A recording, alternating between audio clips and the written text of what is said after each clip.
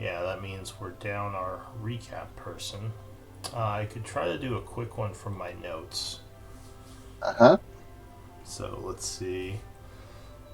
Uh, so you had entered this new elven area. He recognized it to be elven architecture.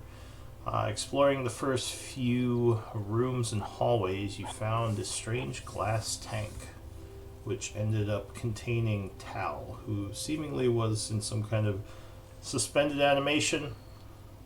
You heard a strange voice in the hallway, which you never really figured out what was going on with that. But yeah, you freed Tal. Uh, let's see. You were exploring, bumping into. Looks like she wrote it down though. Let me check. Yeah, is that Oh yeah, the I'm sure he wrote it down. okay? I mean, if someone wants to read his stuff, that's fine. I guess I was just kind of going It's from up my to you. notes. I don't mind if you want me to, real quick. Yeah, sure. Why don't you read from what he wrote? Entering the ruins, we find a mind flayer tank with a person in it. After some fiddling, we manage to open it without breaking it and find ourselves a new companion, Tal. While he is putting his armor back on, there was a translucent mind flare that seemed to not perceive the living, and then Deja, as she is scouting, suddenly falls dead. Yep. With some scouting, we find multiple mind flares that still take no notice of us as if they are simply memories. But finally, as we head down a hallway, a group of them finally take notice, and a small skirmish ensues. We finally meet a mind flare that kept his sanity through the use of Shadow Crystal and offers to guide us through the area safely in exchange for another Shadow Crystal. And if we give him more, would wait. If we give him more, we could. Okay, I see what we could receive some items or artifacts. So we follow him to talk in safety. Chiron contacts us through our allies and seek to open a portal connecting his lair and the new ruins. So we go to the area with the glass sphere first, as it is the closest and in our session in that room. All right, and yeah, we pretty much ended there. Yep. Yeah. So So the only thing I remember that the crazy friendly kind of mind flayer was kind of going not berserk, but seemed to have like an addiction to the shadow crystals. And we only gave him one, but we promised one when we arrived at um, at the stash, right? I believe so, yeah. Yeah, hi, hi. So that's what we're okay. And I Yeah, think got you it. do still owe your other companion some crystals as well. Mm-hmm. Your other Yeah, we NPC, Zutan. Zutania. yes. So I think Balfire had one question that he wanted me to relay. When we found the crystal in the dwarven in the chest that was behind the in the secret passage with the juggernaut, was there one crystal or two crystals there? I believe there was one, Okay. but I can let me check my notes, see if I can find my entry on that. Yeah, he was not sure because between what he entered and so the main question was the abyssal shadow crystal part of the three that he recorded or did we actually find two at the dwarven, and I couldn't remember myself. I remember it was odd that this one were hidden by the dwarves because Do you that mean like the place that we teleported to? we are the place where we found when we had this discussion about the first time a shadow crystal had been found kind of hidden, protected by magic Mm, and like gotcha. Yeah, that so was this where is you fought the Juggernaut, right? yeah, the Yeah. first one. So I Yeah. believe there was only one in there. I Okay. don't have that verified in my notes, so I'm going a little bit off memory. I thought I had written it down, but yeah, I think there was only one there. There was one replacement one in there for the pump. Okay.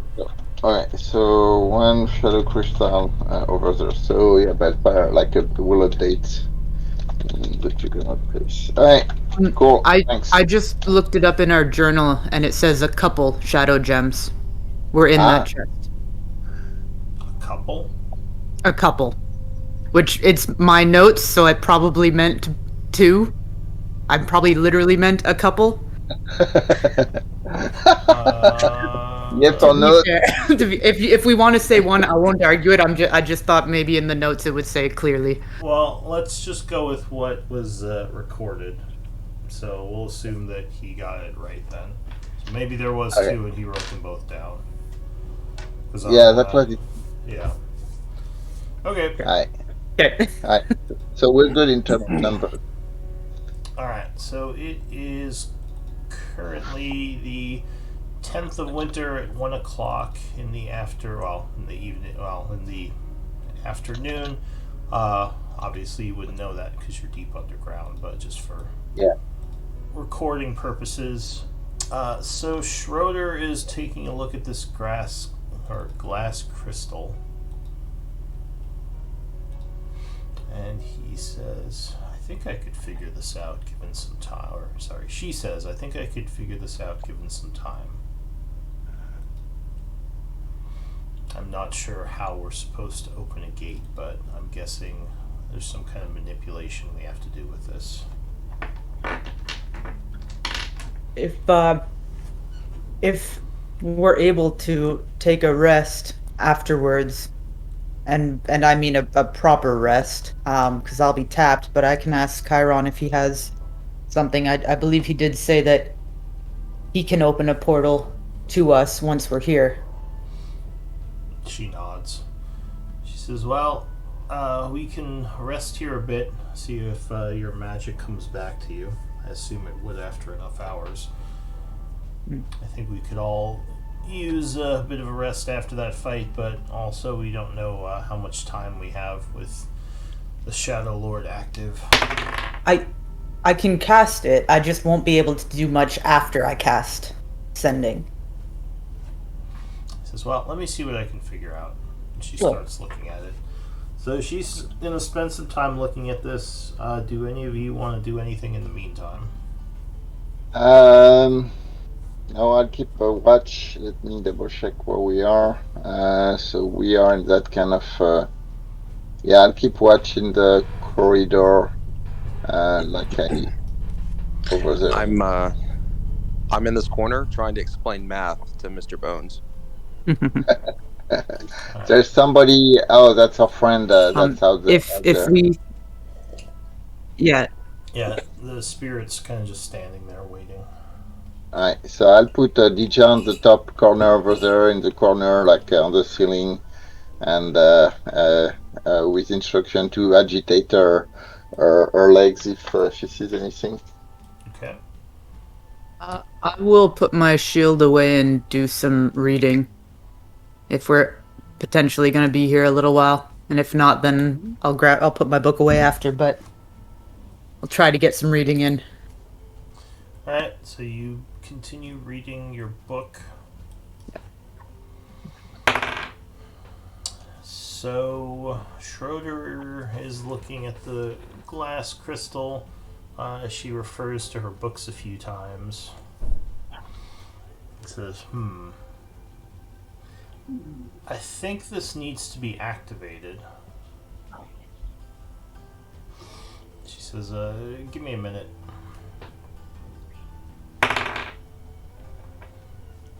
Do we have any arcane components?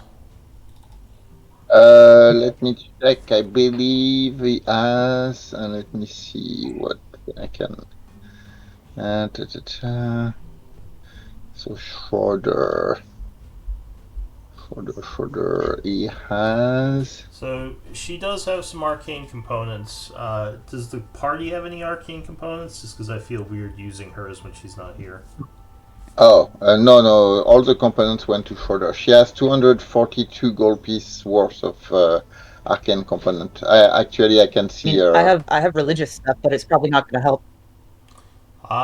She actually has quite a bit more of arcane components according to this inventory that I'm seeing of hers. Oh, okay. Well, I'm seeing something from March. So no, from March. So it's way back. Okay. So she meant, yeah. So yeah, we'll say, I mean, she has a bunch. I'll say she's gonna spend. She says it would cost me 200 gold pieces worth to do the ritual I need. Are we okay with that? But I think it should activate the crystal or the Okay. sphere. Well, I think she would absolutely go for it. Yeah. So, Okay. Schroeder. I mean, yeah, if y'all think that she would go for it. So I can Yep. spend it on her sheet, but I'm not sure what other changes she needs to make. So she kind of spreads out some of the powders and starts doing some sort of ritual. And after about 10 minutes, the glass sphere would begin to illuminate, lighting up the area a bit more. Kind of a soft, almost torch-like glow begins to come from it. So I'm warning Tal and Vesmil because I don't think they were there when we met when we went through the library and met Karen. Do not be freaked out by the creature that's coming to come up. He's a friend, but he looks like an undead with large, long claws. So it's a monster. He's not a well. He's really friendly. He's very friendly. He used to be a sage and a researcher here in Isik before when the evil ritual took place, and like everybody else, he was transformed, but he kept his kind of morality and his mind to him. So, but yes, he will look like a monster, but he's not. Alright, so almost as soon as you say that, there is a flash, and Chiron would appear there. He says, "Greetings, friends. Hey, Karen. Hello. I'm glad to see you are well." He Yeah, says, thank you for guiding us to that place. Is that one of the places you wanted to to restore? says, "Actually, I had forgotten about the glass sphere, but when I had not scribe,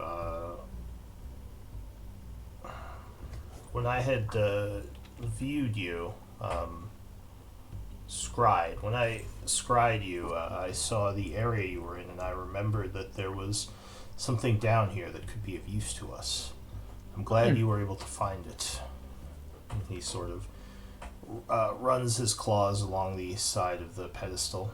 He says, "With this, I can gain some footing in this area, extending my magics from the laboratory down here. This will also give That us a gateway to quickly travel between the two areas."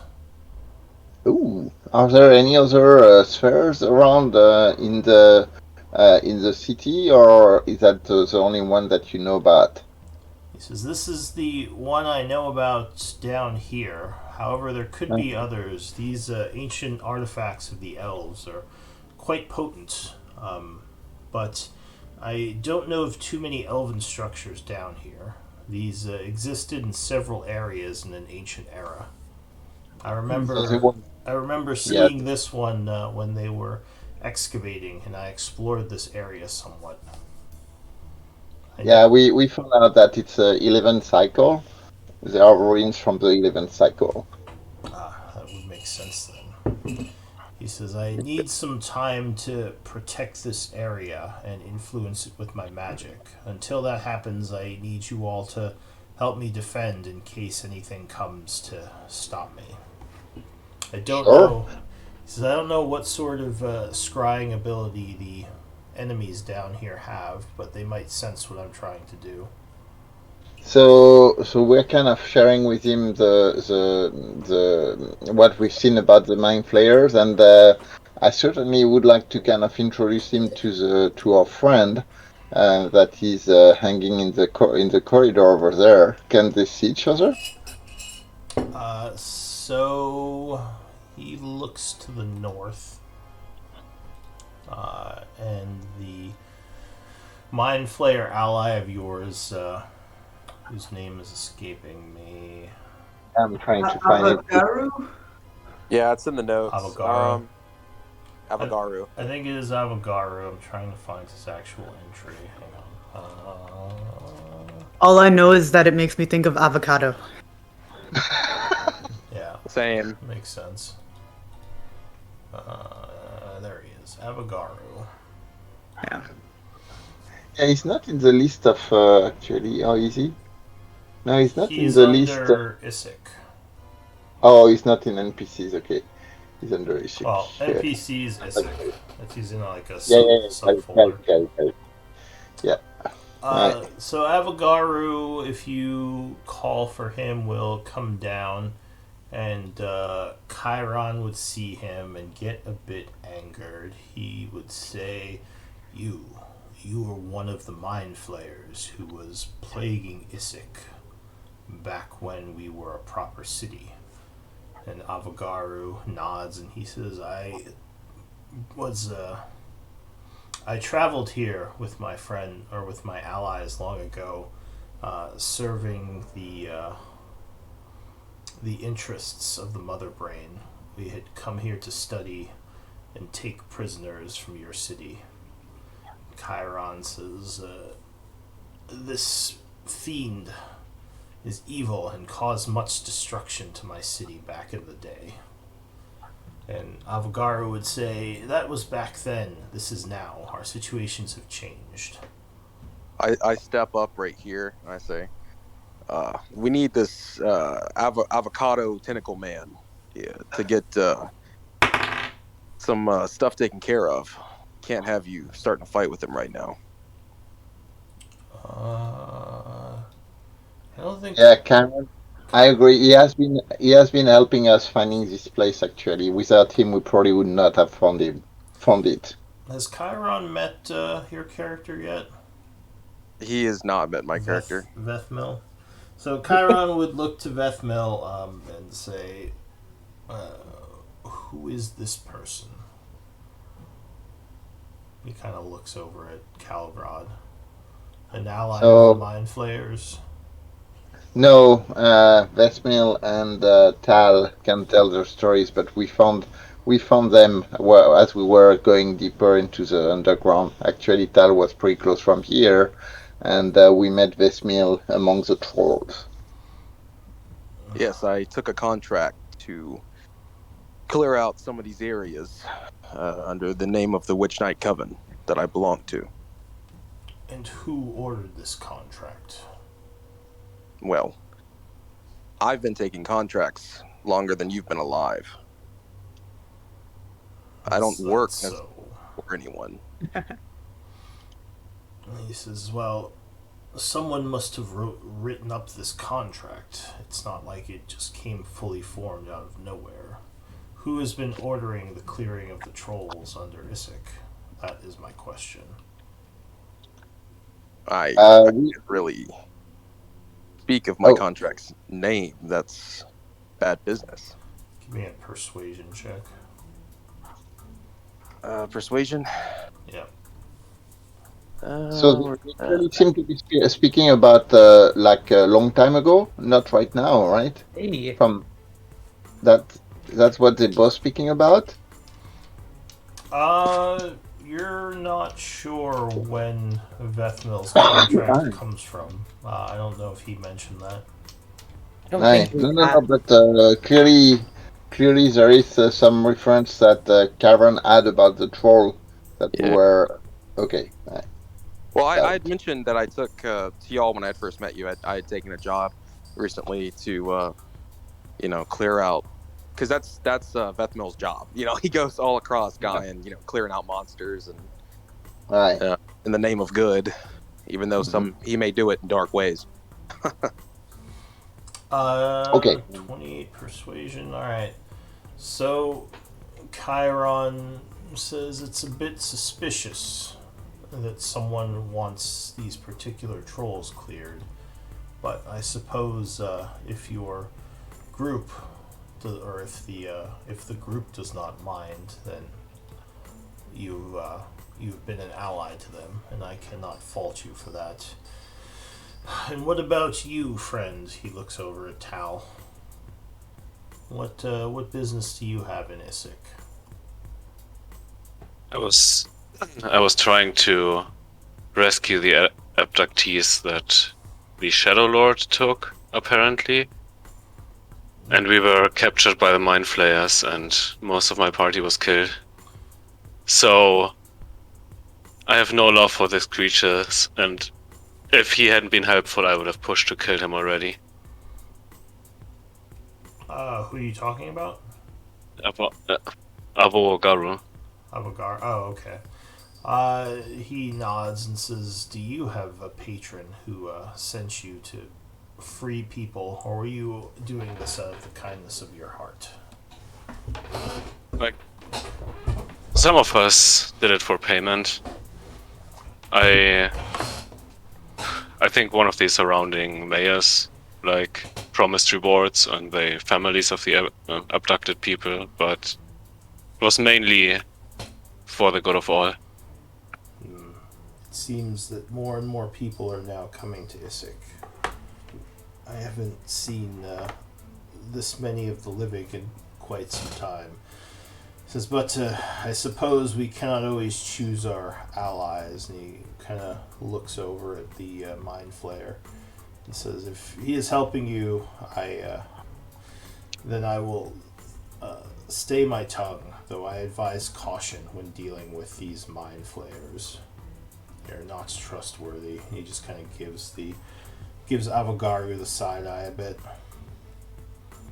So We also know how much of a headache they can cause, so. yeah, Indeed. very good. You said Abac- he yeah, is. go ahead. Oh, sorry. Go ahead. No, go ahead. Go ahead.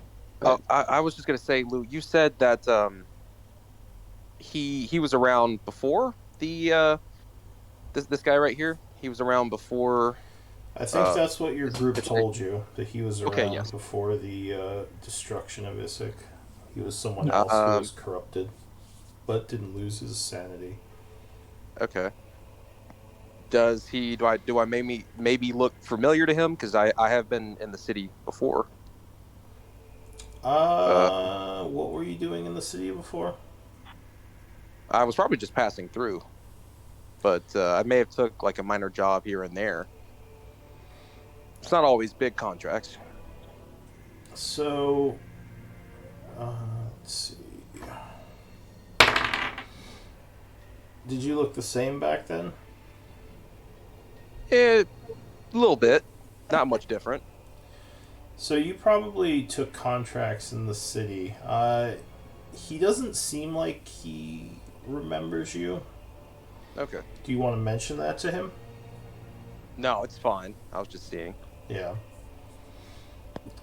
So he kind of walks over here past you and says, I will get to work if you are all ready, or do you need some time to recover?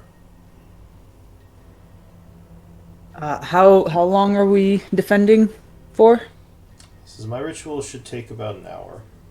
About an hour. Yeah, we can take an hour for sure. Avagaru,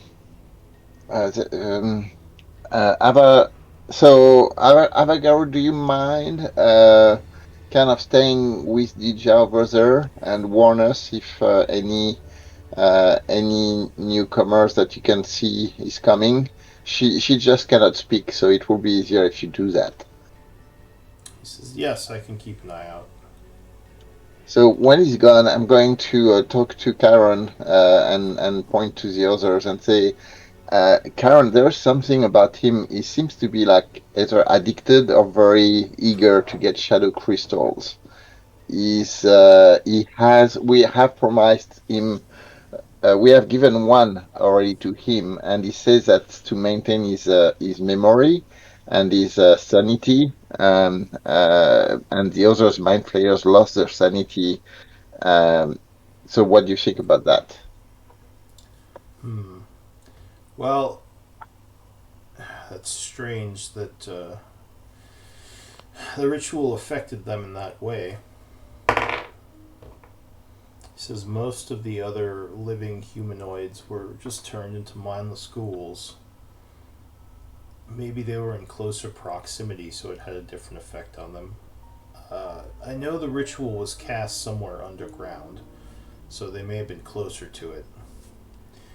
Hmm. Are all the mind flayers you met like him semi transparent, ghostly figures? Yes, And of course, but we know of the Alhoons who are affected in a different way. well, the Harun were also kind of unsubstantial, right? Or am I remembering wrong? The Alhoons are more just lich like. They're withered and zombie like. They're not insubstantial. Oh, they're okay. They're more like So yeah, pure undead rather okay. than Hmm. ghostly. So yeah, so we describe that. So there's three types. There is the one that seems to don't see or see anything and just relive in the past that are insubstantial. There's the one that attacked us that are like zombie, like more physical, and like this guy is only one of his kind that we've met so far. He says, "Well, maybe the energy created in these soul crystals helps sustain their sanity. Okay. I don't see why he'd be lying about that. Most cannot use the soul crystals as they are just bundles of energy, but perhaps, yes, these ghosts can use them to sustain themselves. Though usually these Well, crystals last for a long, long time. I don't know why he'd need multiples. I would think that just having one would sustain him for 1,000 years. yeah, he said 50 years, but he seems very um, how you call it, unhinged when he sees them. So it's like, yeah, it's like some kind of drug. Is craving, and we have to keep an eye on that. Strange. I Well, Could it be? Oh, sorry. says, well, I suppose that maybe what he uses the crystals for drains the energy more quickly, or he could be lying to you and want them for other purposes. I was just about to say the same thing, actually. Chiron nods. Yeah, I remember there was something he was keeping out.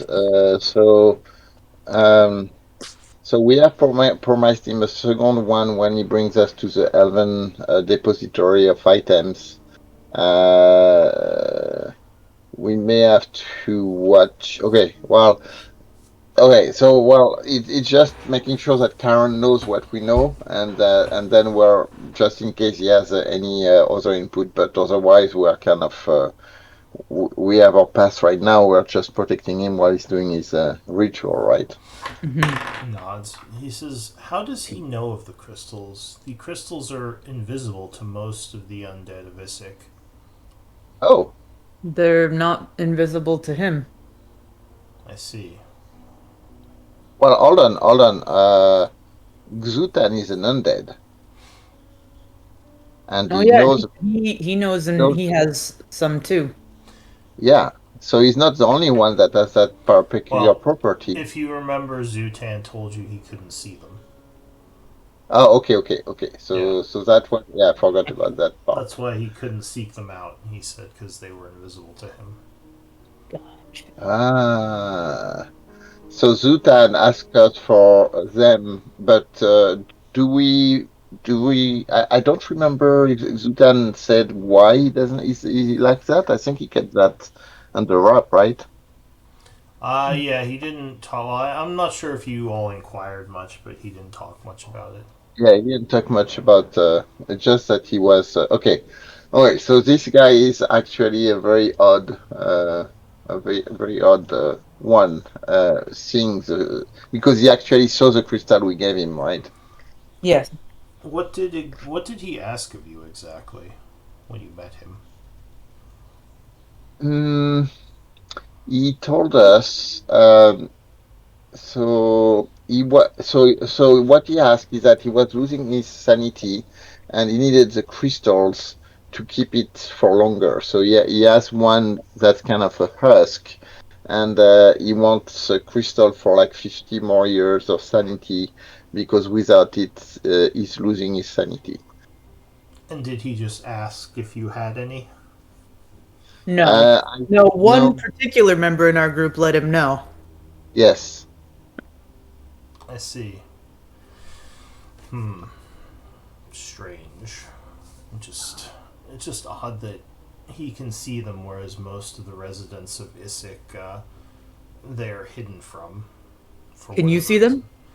reason. No, I cannot see the shadow crystals like most of the undead. Also, when he So showed up, we were about to go through that door where something was going where something was going on behind that door, and we still don't know what. Maybe there's something more nefarious at play here. If there's yeah, something Perhaps. more nefarious, I'm going to need to sleep before we fight it. I So agree that maybe more. Schroeder would chime in actually because she's more well, she's pretty smart.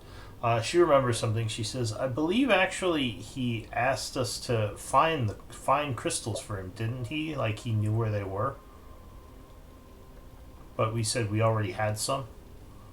Yes, that's true. Yep, that is true. Actually, Chiron For that, says, he was even more confused on what we were even doing here. yep. "So he knew the location of some of these crystals. Did he say how he knew the location?" No, He did not. we never asked her. Makes me Okay. curious. I wonder if he can sense them at a distance or if there's something else at play. It's interesting to me. It could have something to do with the innate psychic abilities of these creatures. But in any case, I don't know if I can do much with that information, but perhaps it will be of value to you all later. Yeah, Since yeah, it certainly is. That's not something. So, Karen, I don't know if we showed you that one and asked Balfar to show him the crystal that has the demonic essence, because I don't remember if we actually talked to Karen about the difference between the two crystals, the other crystals, I think we and did. we did. Okay, okay. So Yeah, he and didn't. he said it wasn't something that he knew much about, I believe. Okay. yeah, All right. So, Chiron would say, yeah, the my guess would be that the demonic crystals are more fused with chaotic energies than the normal shadow crystals. Though, as I said, I can't do much with them because they are invisible to me, as with most. yeah. I think Okay. it was part of the ritual that Malik did to ensure that he could collect them later, All so right. that Fair enough. they would not be disturbed by us. Alright, so he's gonna start working on the crystal, if you're all ready. Mm-hmm. Alright? Yeah, we're just keeping watch. So at that point, as doing that, I'm going to kind of move over there and watch corridor myself too. And at that point, I'll probably move Dija over the hole Alright. just to warn me if something's coming up from the hole itself. Alright, yeah. She climbs over the side of the hole. Alright, so you start your. I guess not your rest, but you're waiting for the ritual to happen. Are we gonna take a long rest? Is that Hopefully at some point. okay? Yeah, So then you. I'll wait for a short rest. Then I won't even take it. Okay. I'm gonna be reading until I hear commotion up the hallway. Give me a d20 roll, someone.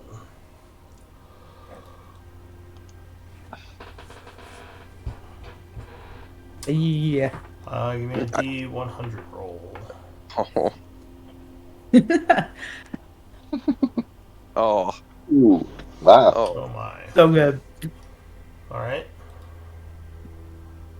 So. You are taking your rest. Let me check something.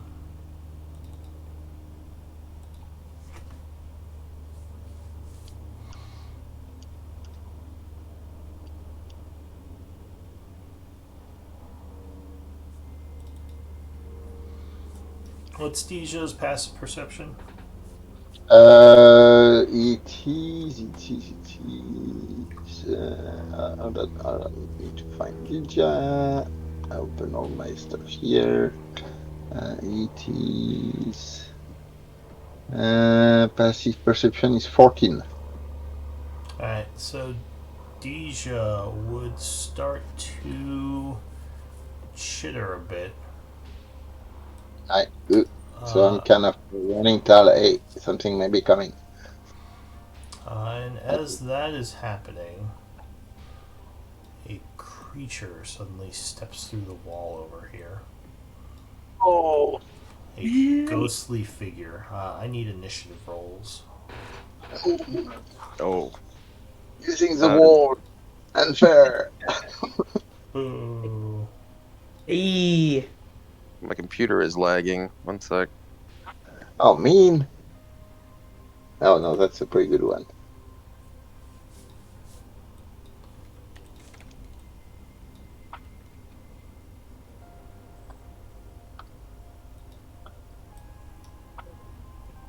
There it is.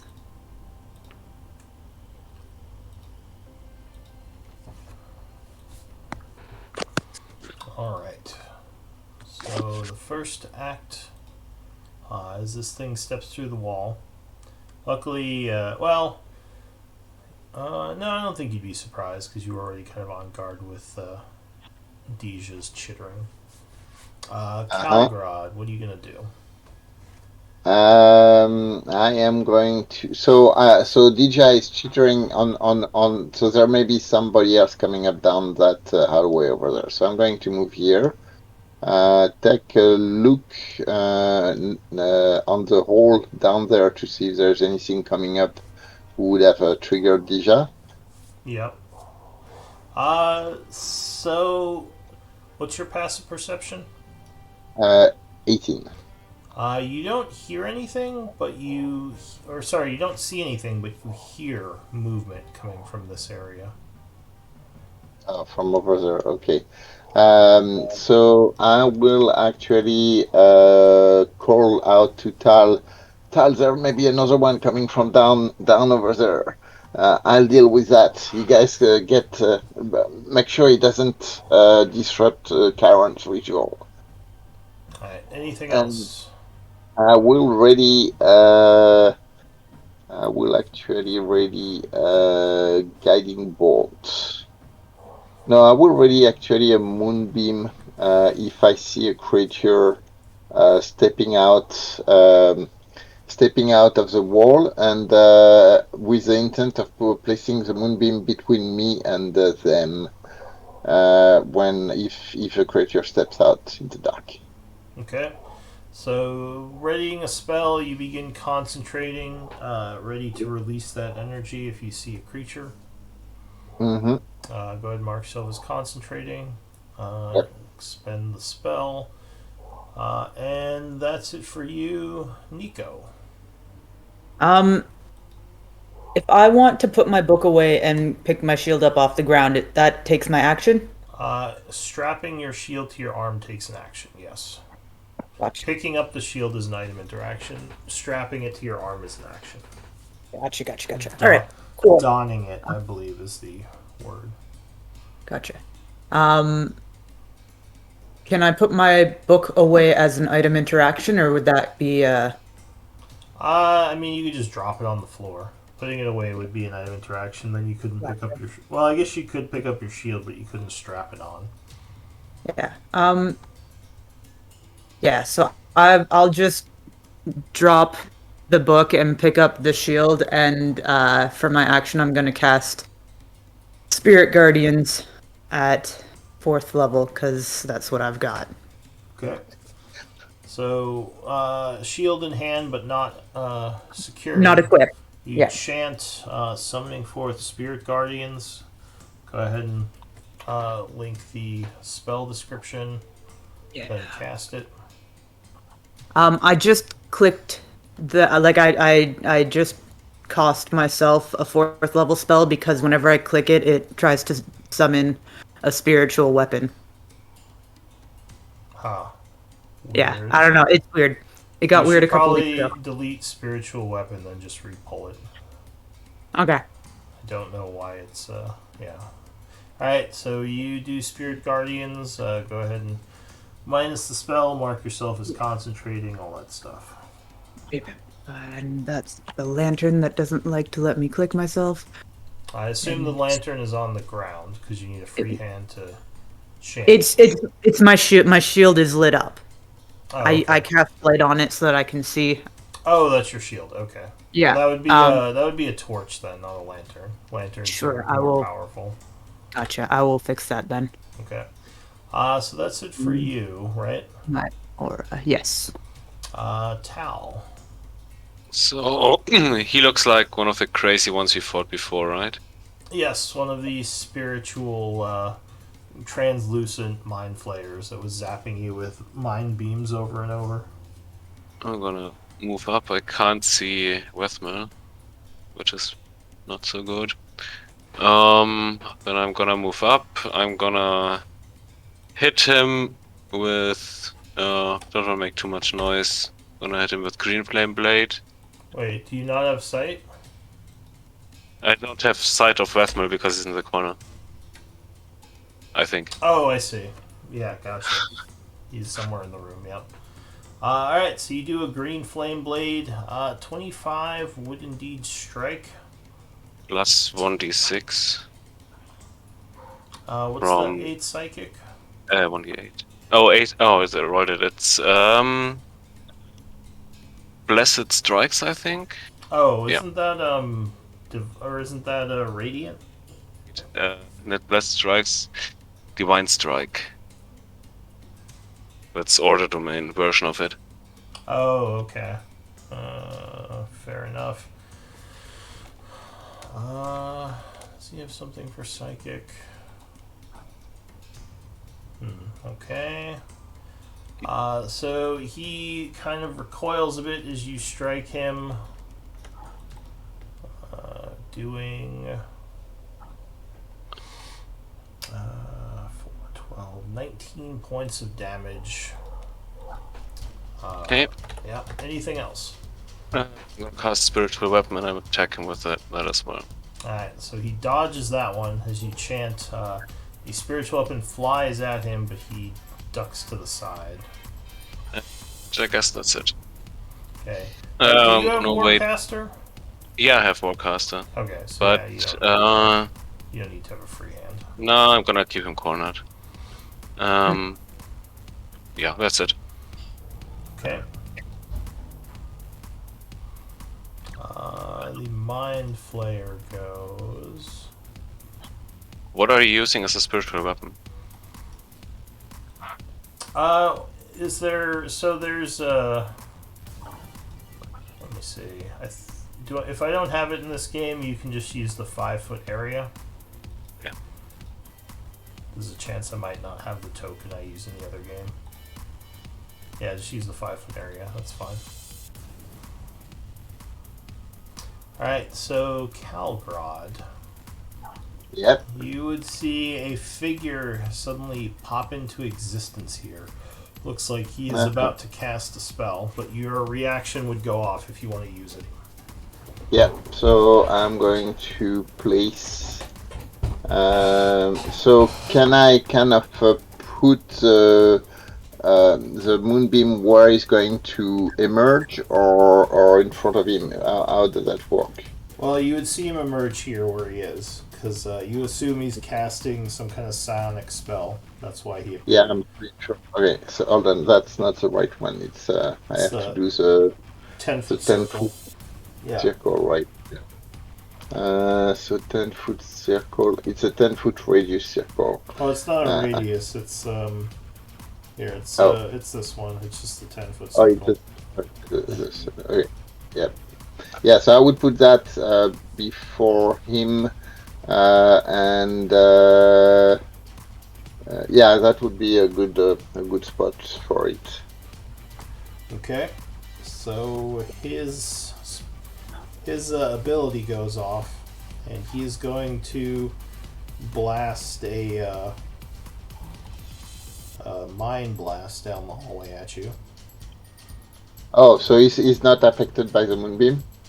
Doesn't that happen when? Is it when you first cast? I thought it was on his turn when he's affected. Well, it's when you enter an area, which is why I was kind of trying to keep it as a reaction to have him as soon as he commits to entering to put the moonbeam under his feet. So I think it has to be cast and he enters it. Were you trying to like do it in between or something?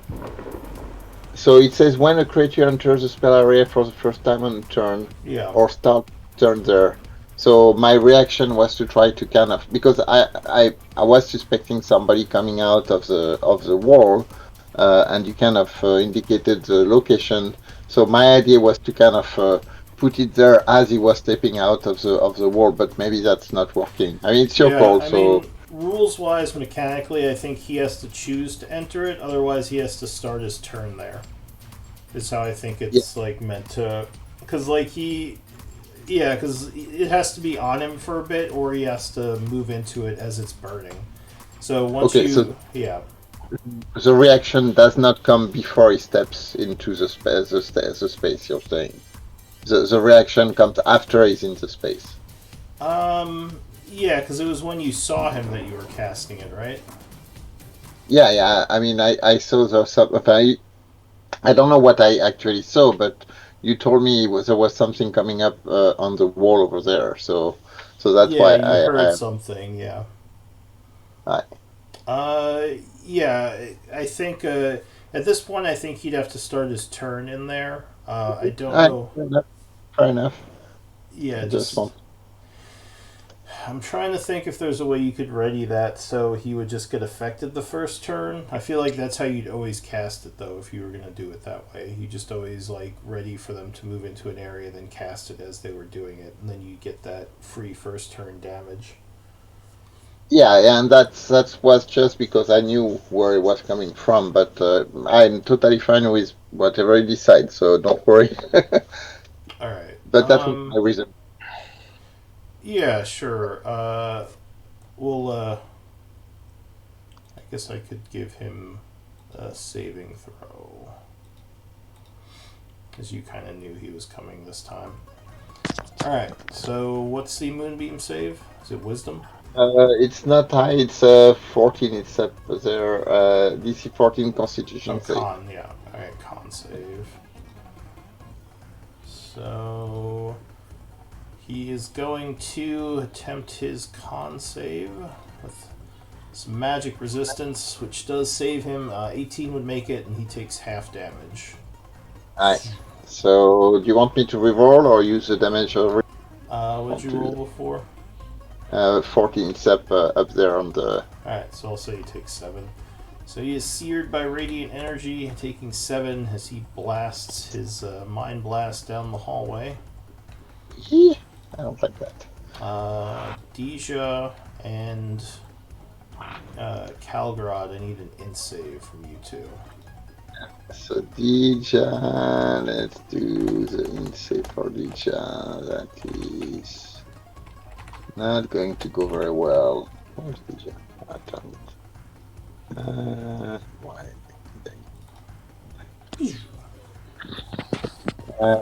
So Dija is doing her save, and she fails, and I am doing mine. Oh, and actually, your ally has to make a save as well. But he has magic resist. Well, this isn't actually magic, so he just has to make a con save. Oh, he would fail as well. Your ghostly ally taking 22 damage. Did you make it, Calgrod? Looks like you did. Yep. Alright, so you take 11. Deja would take 22. And your ally friend here would take 22. And he is stunned. Deja is stunned. Deja is stunned too. Oh, darn it. I broke my mods again. Incoming! I'm yelling over there. Yeah, I guess their attack wouldn't even make noise when they do the psychic one. It's just kind of like a blast of mental energy. So you would hear a yell, and you would see your ghostly ally suddenly just stiffen up. Oh, I have to make a concentration check because I still took damage. Yeah. So that the constitution here. Just realized. Come on. Oh, oof. Just barely. You just managed to hold your spell. So you're still concentrating. That's it for the Mind Flayer. Let me see. He is going to float this way a bit because he still had some movement to get out of that beam. Vethmil, what do you want to do? I hear a whole bunch of commotion out in the hallway. What's going on out there? I take my movement to right here. Yeah, I can make that. Okay. I see the Mind Flare, and I use Hex on him. So you're doing this guy, right? No. Wait, is that? Oh, is that the guy who came out of the wall right here? Yes. Okay, then yes, it's him. Okay, so you cast Hex on him. And don't necessarily know that I can do much for a bonus action. Oh, wait, that is my bonus That's action, your bonus, I think. yeah. Okay, so I guess I'm going to go ahead and try to make an attack with my Eldritch Blasts. Alright, so you're blasting at this guy. Go ahead. Yep.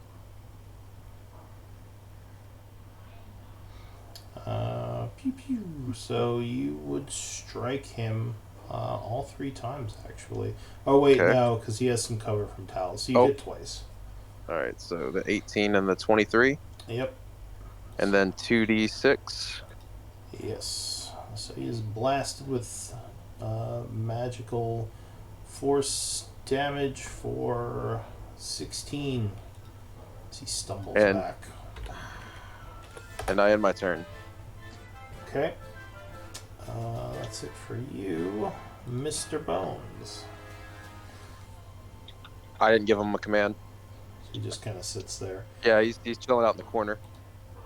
The Mind Flayer goes. He is going to point his finger and blast a beam down the hallway, which I think would hit the 3 of you. So I need int saves from Tal, Vethmil, and this guy again down the hallway. I'm going to use inspiration. Okay. It's not needed, but So wait, what save is it? It's Intelligence? Yeah. Oh boy. All right, here we go. Yeah, 16 I believe would be enough. What about Tal? 21. 21, okay. You did that include the AoE or whatever? Your aura? I mean, I included mine. I mean, it doesn't matter, I guess, because you both passed. But... Yes, Tal didn't include it, but Vethmil included it. Okay. Yeah. So you would both take 8 psychic damage. Neither of you are stunned. Where's the aura? That red aura on Vethmil. Yeah. Can I use my Hellish Rebuke? First, I need a concentration check on the mark, and you need to mark yourself as being concentrating. Oh, concentrating. Okay. Yeah. So that's a Constitution. Yeah, DC 10. Yeah, right. so you hold your spell, and yes, if you want to use your reaction, you can Hellish Rebuke. Okay. So I look at him and say, I can point fingers too, and then I go point a finger at him. Boom. Alright, he is engulfed in flames, taking 9 fire damage and looking wounded. And you said I took 8. Yeah. Okay. I'll minus that off. Alright, so that is it for him. Down the hallway, another figure comes into view.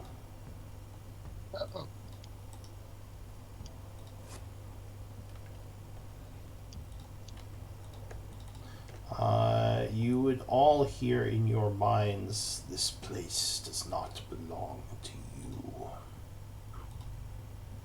Yes.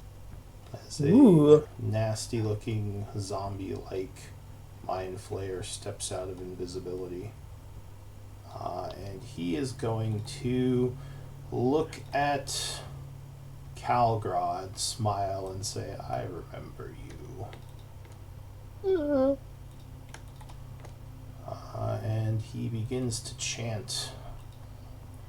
Or actually, I think they cast their spells sonically, so you might not even see chanting. You might just see energy appearing around him. Alright. He does.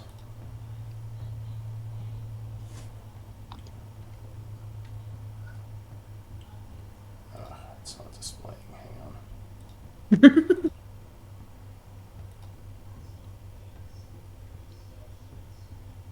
There we go. I need a wisdom save as you feel him attacking your mind. From everybody?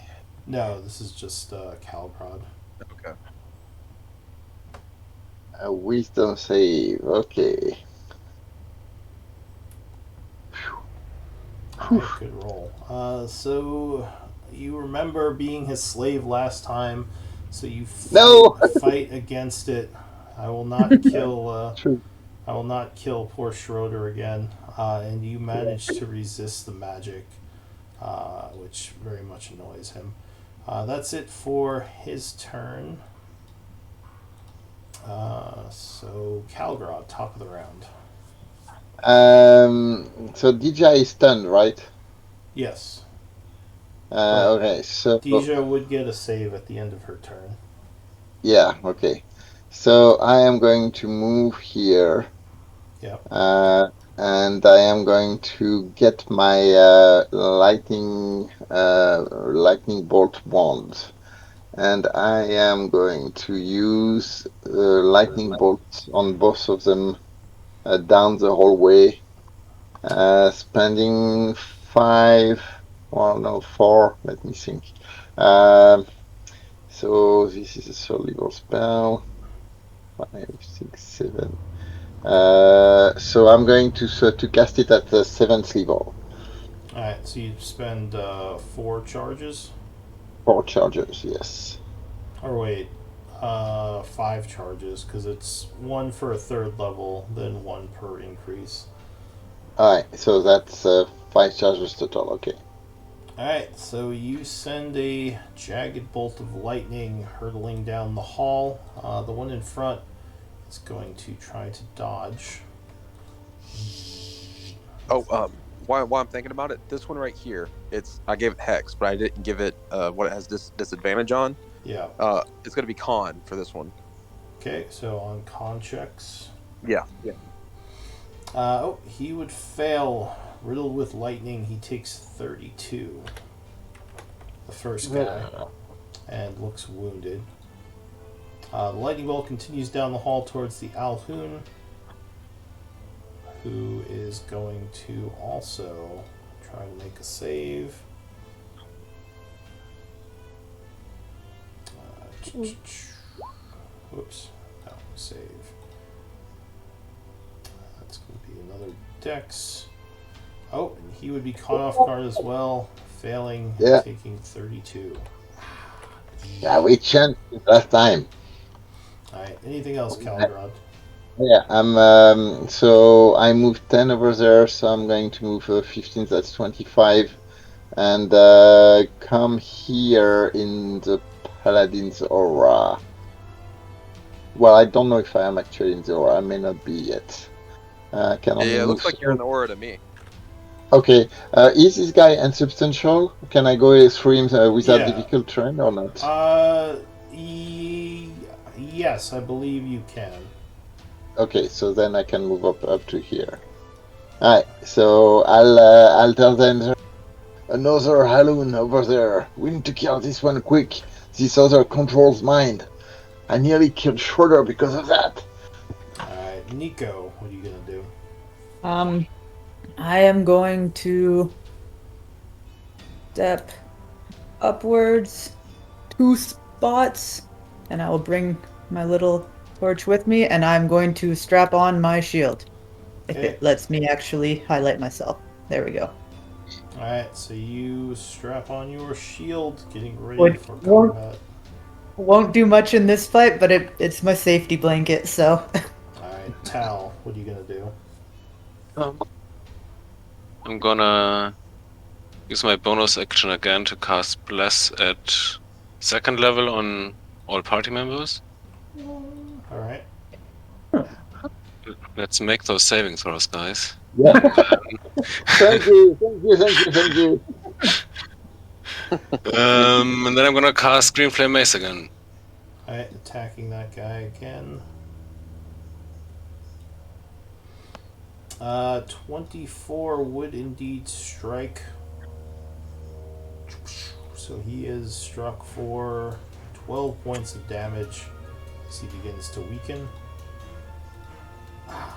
Anything else? And I'm pretty cramped in here, so I don't think I can move, so yeah. I'm gonna end my turn.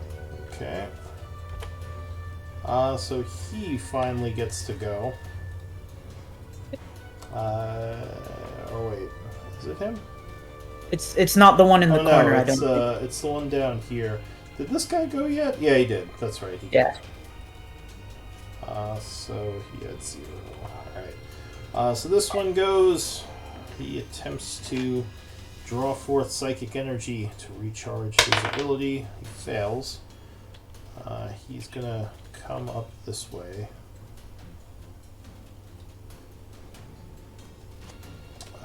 What's he gonna do? He angrily looks at Calgrod and says, "Serve me." Oh! Want to... Calgrod, I need a wisdom save. So George was the paladin, right? We don't have a paladin anymore.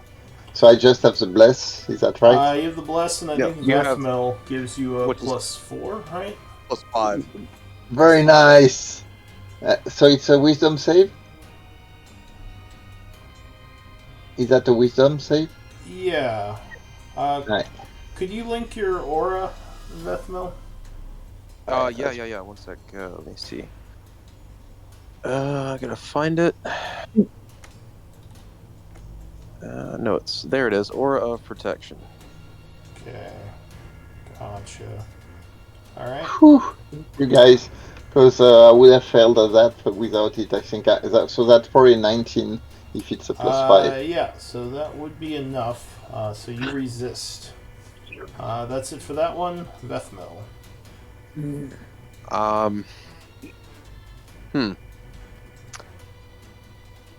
I got 2 choices here. I can pull out my sword, which is probably the best one, or I can just keep throwing Eldritch Blasts.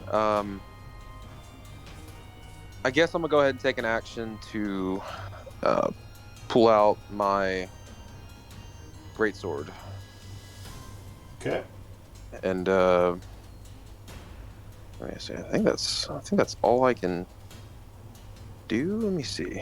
I'm kind of running low on spell slots. Well, pulling out your sword is an item interaction, so you still have your action. So it's not. Shields are special. Oh, okay. Yeah, shields take an action to don or doff. All right. Pulling out weapons is just an item interaction. And it's this one. You press 2 on it. Oh, is that it? Yeah. How you do it?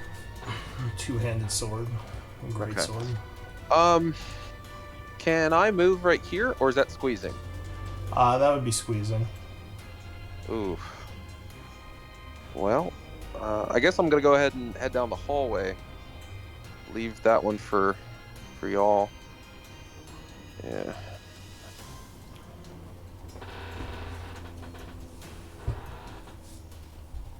And I'm gonna make a attack with my, let's see, my pack weapon, Yeah. and I'm gonna use the not divine smite. Where is it at? Want to make sure this thing lands. Channel divinity guided strike. Okay. Oh, Alright, so you use your Channel Divinity, 22 would strike. Okay, and let's see. That says that you can use. So that uses my divine sense, right? That would use your Channel Divinity. So I think you have one Channel Divinity per short rest? Per short rest. Or something. It depends on your level in Paladin. How many levels do you have? I have, I think 6. Let me see I here. believe that is one Channel Paladin Divinity. 6. Yeah, I think Okay. that's one Channel Divinity per short rest. But All I right, have to look it up. then I'm out of that. But how much damage do you do to him? Yeah. So for that attack, it's 14, Okay. and I'm going to use since you were kind enough to put it on here for me, I use a smite at level 1. Oh, and I forgot to roll here. There you go. All right. So you do. Alright, so there is an explosion of radiant energy as you do 22 damage, striking the creature pretty hard. And then I say, "No one will ever serve you," and then I end my turn. Okay. Mr. Bones stands there. Mind Flare goes. And can I get a wisdom save, please? Yep. So, wisdom save. He would make it because of his magic resistance. So he would take 6 points of damage. Look pretty beat up. And it is going to curse and flee through the wall using a disengage. That is it for that one. This one, your ally over here, is going to end his turn making an int save, trying to break the stun. 14 would not make it, so he is still stunned. The Alhoun goes. The Alhoun begins to chant, he just kind of stares, and you see energy forming around him as he uses his psychic abilities to do some sort of magical effect, which is going to look like a green. Yeah. It looks like he is engulfed in some sort of greenish aura. uh-oh. So he's staying beyond the moonbeam? He stays back for the time being, and actually, now that he casts that, let me just double check this. It's always fun playing spellcasters. Yeah. It is. I like doing it when I only play one spellcaster, not when I have to play a whole platoon of guys. Alright, so let's make sure I'm doing the spell right. What level is Moonbeam? Like naturally? No, it's level 2, and I cast it at level 3. But it's level 2 naturally. Alright, so he is going to. Hold on. Okay, hold on. Let me double check something. Is that? Yeah, it's level 2. Yeah. Alright, no, he's just going to end his turn there. Calgrod. Okay. So, Vesmil, can you your aura of protection? Can you put an aura around your token so we can know where it's going? Oh, he Do you should not have see it? one. Is it not It shows displaying? up as red. No, it doesn't Oh, display. I Oh, don't It see does it. on Twitch, here you go. but there we go. Aye, cool. Is it showing up now for everybody? Yeah, I, perfect. I I added it, so it should show Aye.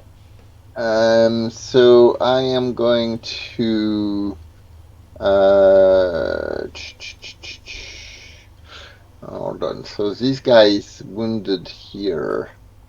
Uh, that's a tough choice here. I am going to cast Spiritual Weapon here. Alright, so a spiritual weapon poofs into being. Yep, and I'm going to strike this guy with it. Alright. Flies at him. So the attack. So I do the attack from the action, right? The bonus action.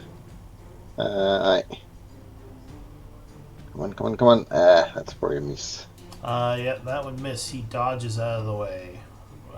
So I am going to move here, and as I see him, I'm going to move the moonbeam in on his face over there with my Alright. action. So something And odd happens. When the moonbeam moves over him, it seems to disappear all in the areas inside his aura, like as if it just right. isn't in effect.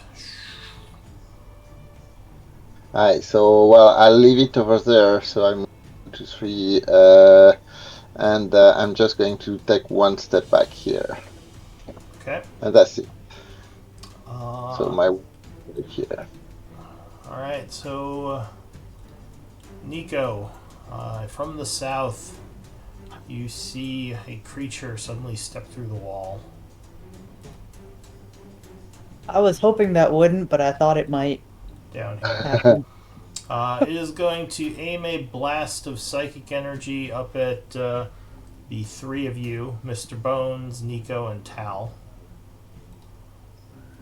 Not Mr. Bones. Mr. Bones. He's super intelligent. Don't worry. Yeah, he's got this. Alright, so it does a mind blast. And yep, I think that's going to kill Mr. Bones no matter what he rolls. Even if he takes- What does he need to roll? Well, half damage would be 13. Oh, So, yeah, I think he's. Let me see. Oh, yeah, that'd be so just Mr. enough. Bone just makes a sad Bones face as he falls to pieces. I know nothing of this yet. Yeah. What happened? Is Mr. Bones okay? And Nico just shakes her head. And you're like, no!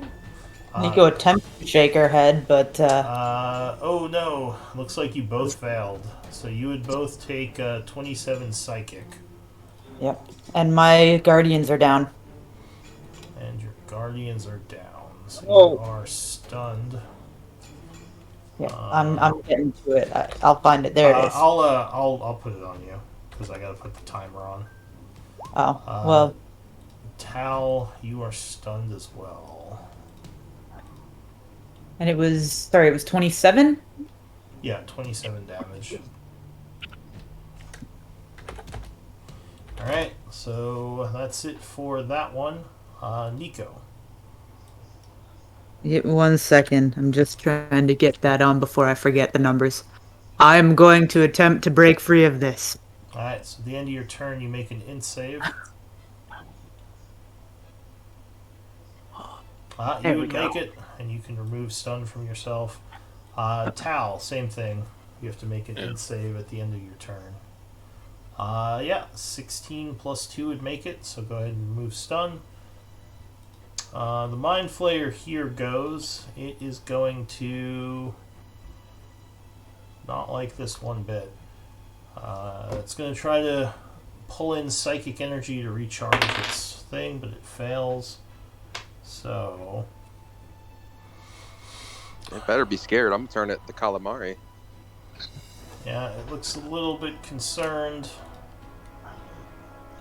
The question is, what does it want to do?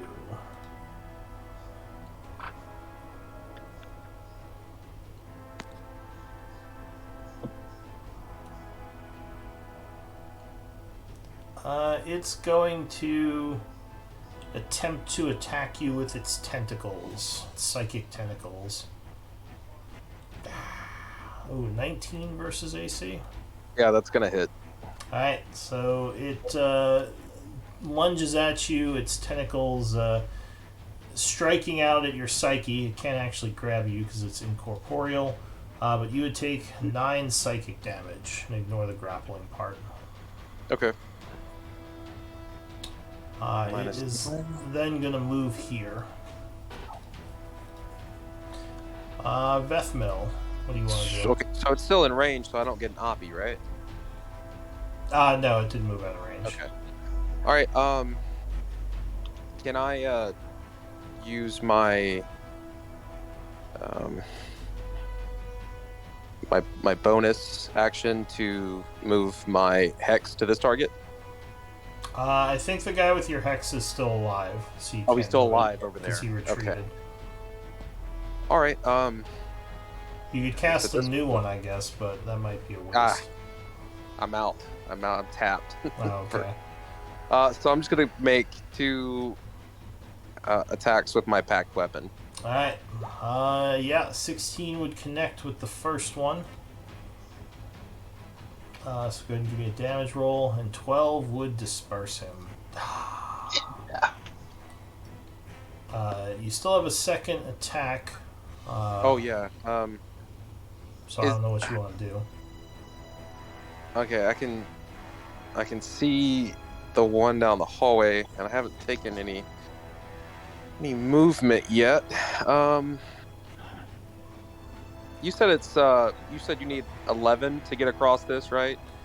Well, you could, yeah, if you have 11 or more strength, you can just jump it. Okay. All right, so I'm gonna jump it. Let me switch back to this. And puts me right there, and then let me see. You would have to Which- come in on this side, or else Dijon would that be side? difficult terrain. Because he's in the so way. right there. Yeah. And then how much is? Oh, I can get right next to him. Yeah, that's fine. Okay. Let me check something, because the moonbeam might Unless it's affect double you. movement. Oh, okay. I'm not sure if his spell cancels it for you as well. Let me double check that.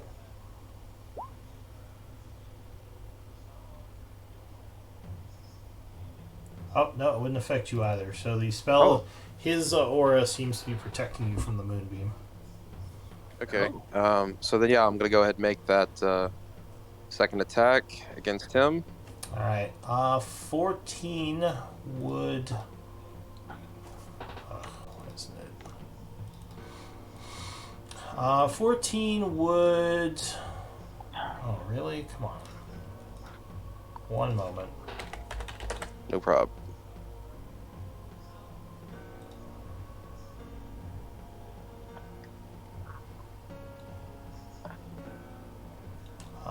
That would actually miss him.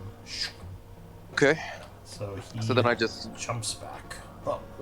You're blessed though. Oh, does bless add to attack?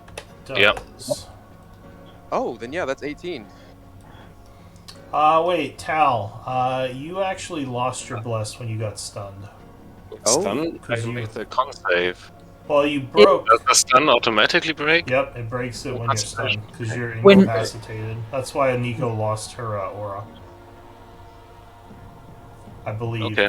Right? Yeah. Because incapacitation means you automatically lose concentration.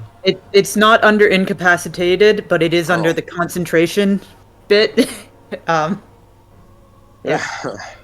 Damn. Okay, so then all I do is glare at him menacingly, and end my turn. All right. Mr. Bones has fallen. So I'll be take back. him off here. All right. The Mind Flayer, who retreated, is doing something that you can't see. This Mind Flayer, your ally, is going to make a saving throw.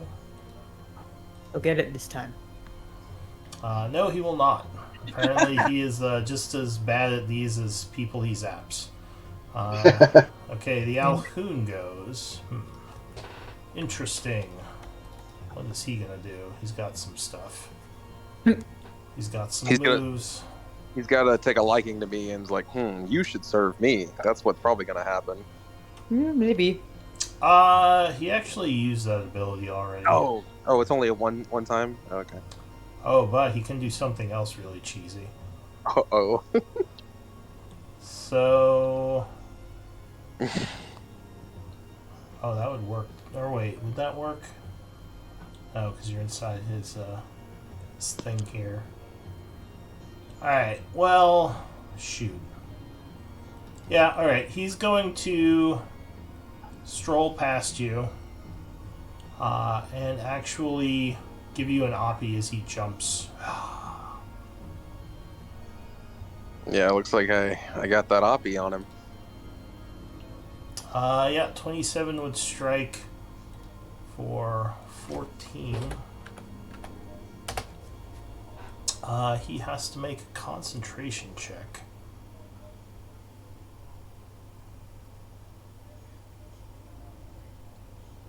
Which, this may have been a mistake on his part if he fails this.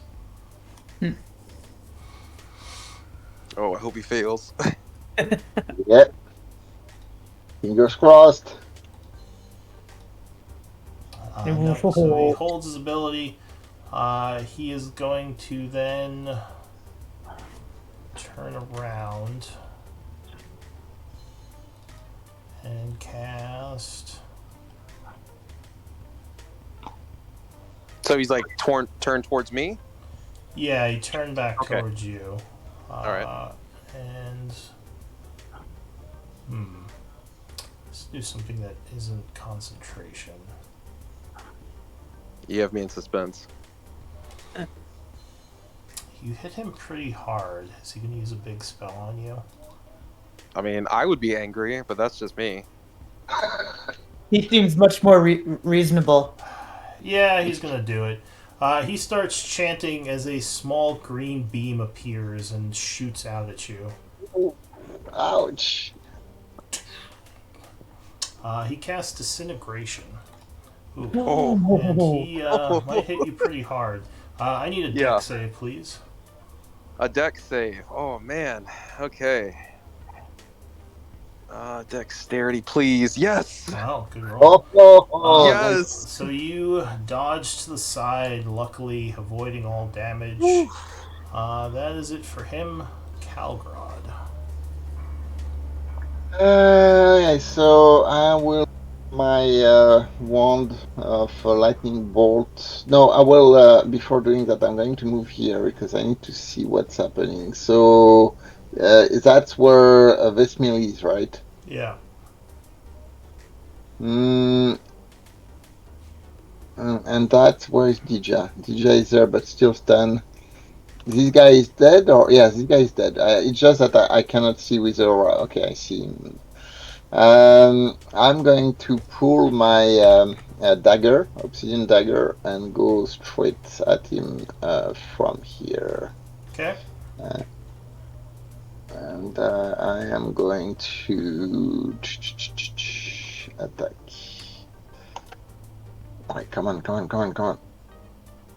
15. So as a reaction, he is going to cast Shield. Yeah. Stopping the attack. I'm going to go with another attack. Okay. Oh, this one goes through. Yeah, 24 would be enough, so you stab him with the spin around attack. Alright, so he's taking 11 plus 4, 15 points of damage. Alright, so he must make a con save. Anything else? Yes, bonus action, moving my spiritual weapon and whacking him with the Traveler Staff of Shandakol. So unfortunately, as the spiritual weapon goes into his aura, it just sort of vanishes. Oh shit! So do I still see my? Is my moonbeam still visible or not? Yeah, so actually, the moonbeam is once again fully active, unfortunately for Vethmel. I'm stopping my concentration then. Alright. So, as it's Alright. possibly about to burn him, you unsummon it. Yeah. Anything else? No, that's it for his turn. Alright, so this guy down here attempts to refocus his intelligence, fails. He is going to come up this way and attempt to attack Nico with his psychic tentacles. Here. Okay. Yeah. This one hits you for 8 psychic and actually somehow is able to stun you. What? So it grabs you psychically and you are stunned. Oh wait, never mind, you have to make an save before you're stunned. It doesn't do it automatically. Well, I'm gonna use my last fancy schmancy point. Okay. Hopefully. There we go. Alright, so you do not get stunned. I just get angry. You are grabbed by it, but you're not stunned. Alright, so that's it for that one. Isn't he unsubstantial? Sorry, what? Is he one of the unsubstantial ones? He is insubstantial, yeah. He's ghostly, but for some reason the psychic energies are kind of holding you at bay. You're not stunned by it, but he is, yeah. Alright, what are you gonna do, Nico? Can I see his, health, Yeah. please?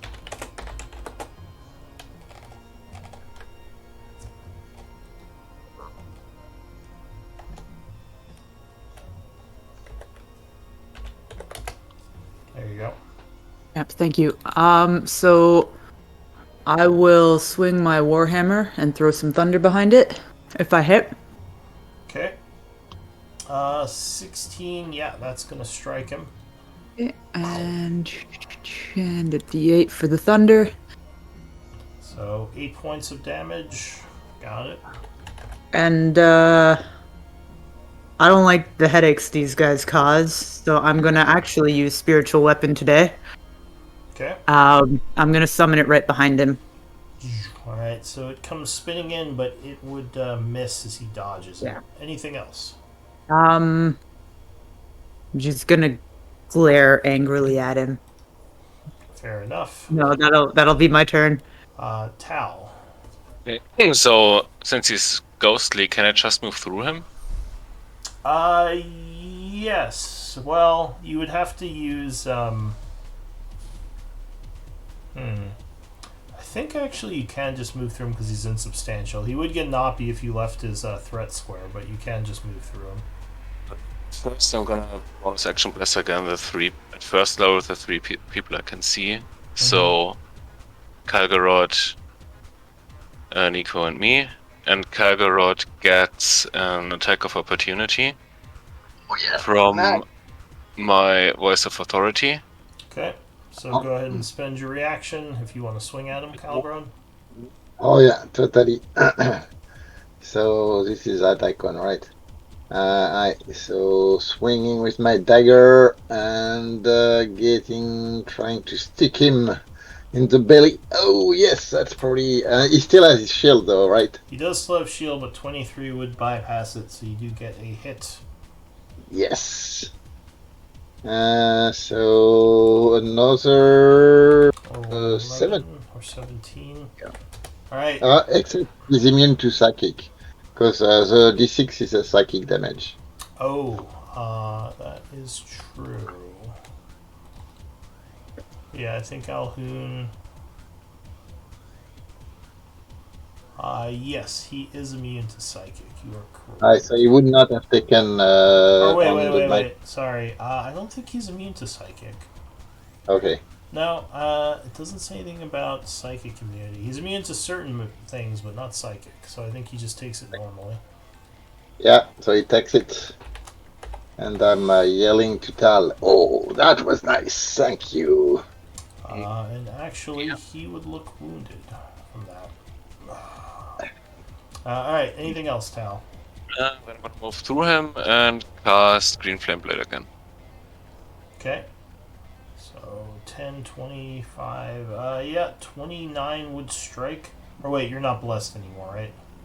I cast it again, just right Oh, now. cast it just now. Alright, so 5, 15, 17 damage. Alright, so he's not happy as you strike him from behind as you run through him. Anything else? That's it. Okay, next up is Vethmel. I look down the hallway and I say, "Where do you think you're going?" And then I run over here and I jump Yeah. and I land right next to him. And I'm going to make my packed weapon attacks, Okay. both of them.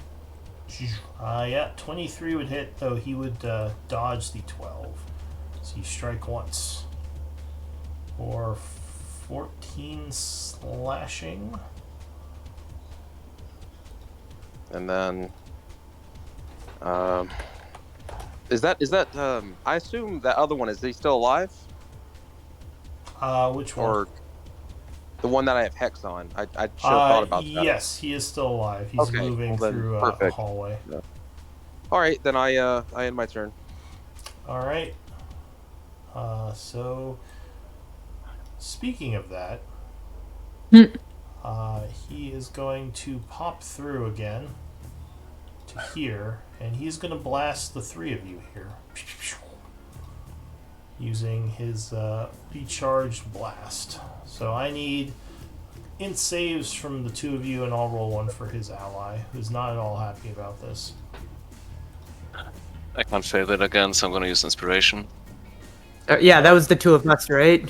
Yeah, you, Tal and Nico. Okay. We're blessed right now? Yep. And then I gotta roll a d4. Yeah, Sorry. Yeah, you get the d4. So yeah, Tal is saved by his d4, and Nico is saved by her d4. So you both make Thank it, you. just barely. And you would take 16 psychic damage. Luckily you made that.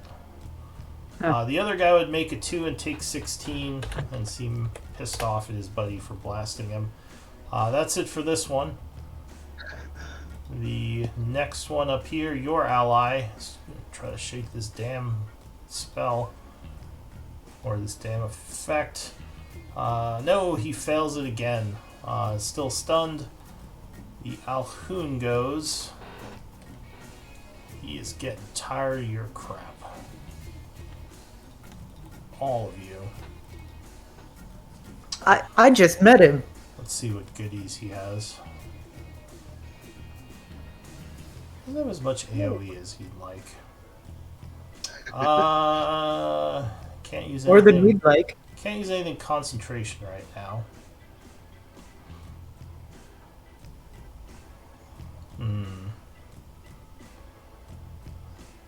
Used his disintegrate. What else can he do?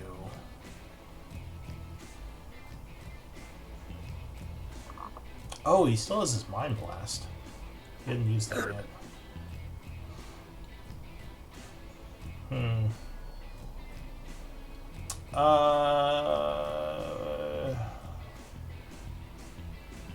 Yeah, I think he's gonna just. Unfortunately, he can't do this as he wanted to, so he's just gonna blast Vethmil because Vethmil seems to be hitting him the hardest. Vethmil, I need an int save as you are struck. Int save? Yeah, as he fires a psychic I'm gonna blast. use my one inspiration point on that. Okay. So int. Alright. Well. So you would make it. resisting the blast, still taking. Oh. No, hang on. 4d8.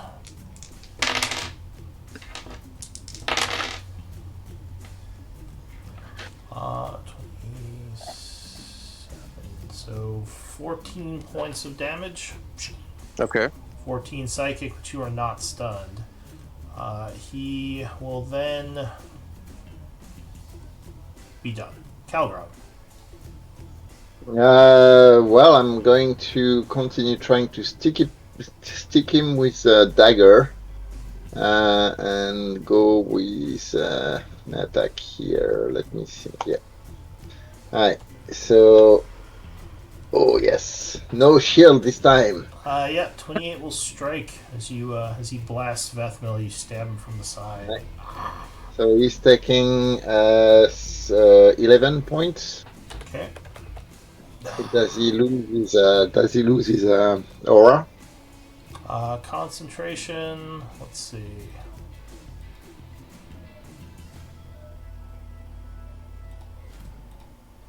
He does not. So he is still protected. Alright, another attack. 19. He's gonna shield that one. Another shield comes up. Okay. So I assume the spiritual weapon cannot hit him. No, not with the aura up. Oh, not with the aura. Let's see. So, and DJ is still kind of.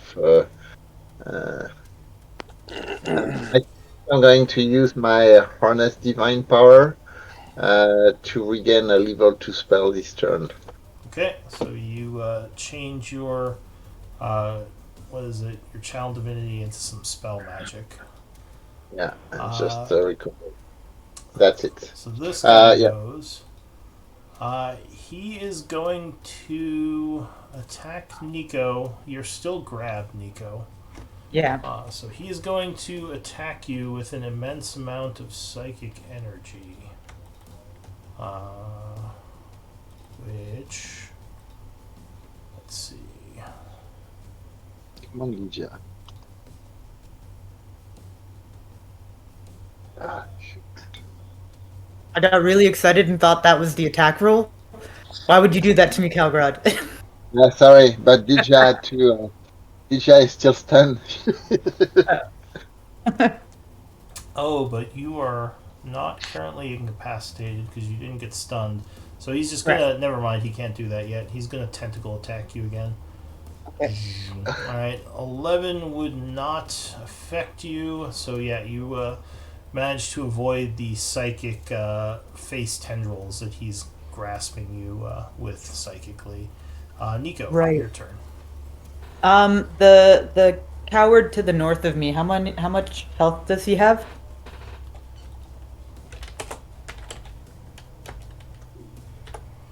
There you If go. I may. Thank you. Awesome. I'm going to swing my hammer at him. Alright, so you turn around after he blasts you. Yeah, 25 would strike. And throw some thunder in with that too. Alright, so 5 and 5. And he goes down. Awesome. And then for my bonus action, I'm going to hit the other guy with my spiritual weapon. Alright. Swing at him. Yeah, 23 will strike him.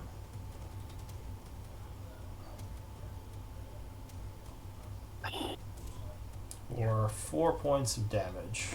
I know that doesn't actually take your spell slot. It is expended, so it's fine. Okay. So Yeah. he takes 4 points of damage, and he would look wounded.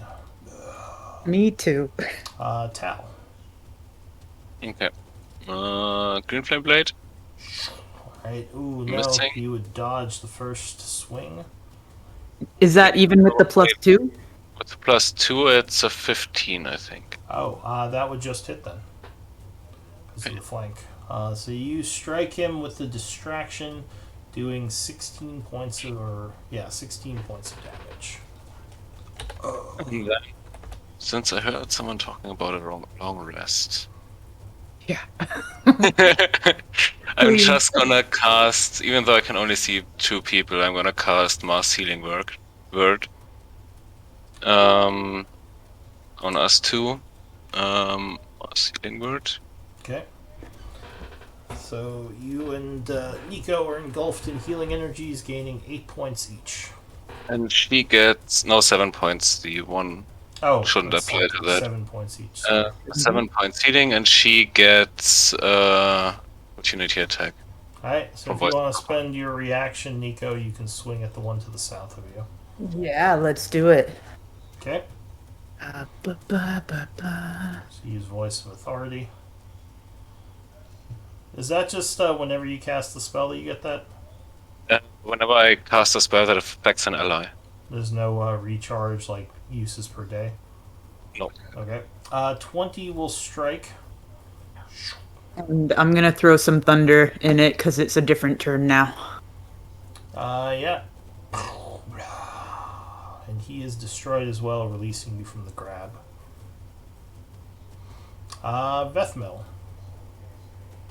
Is my hex finally available for use? Yeah, you would sense the energy released.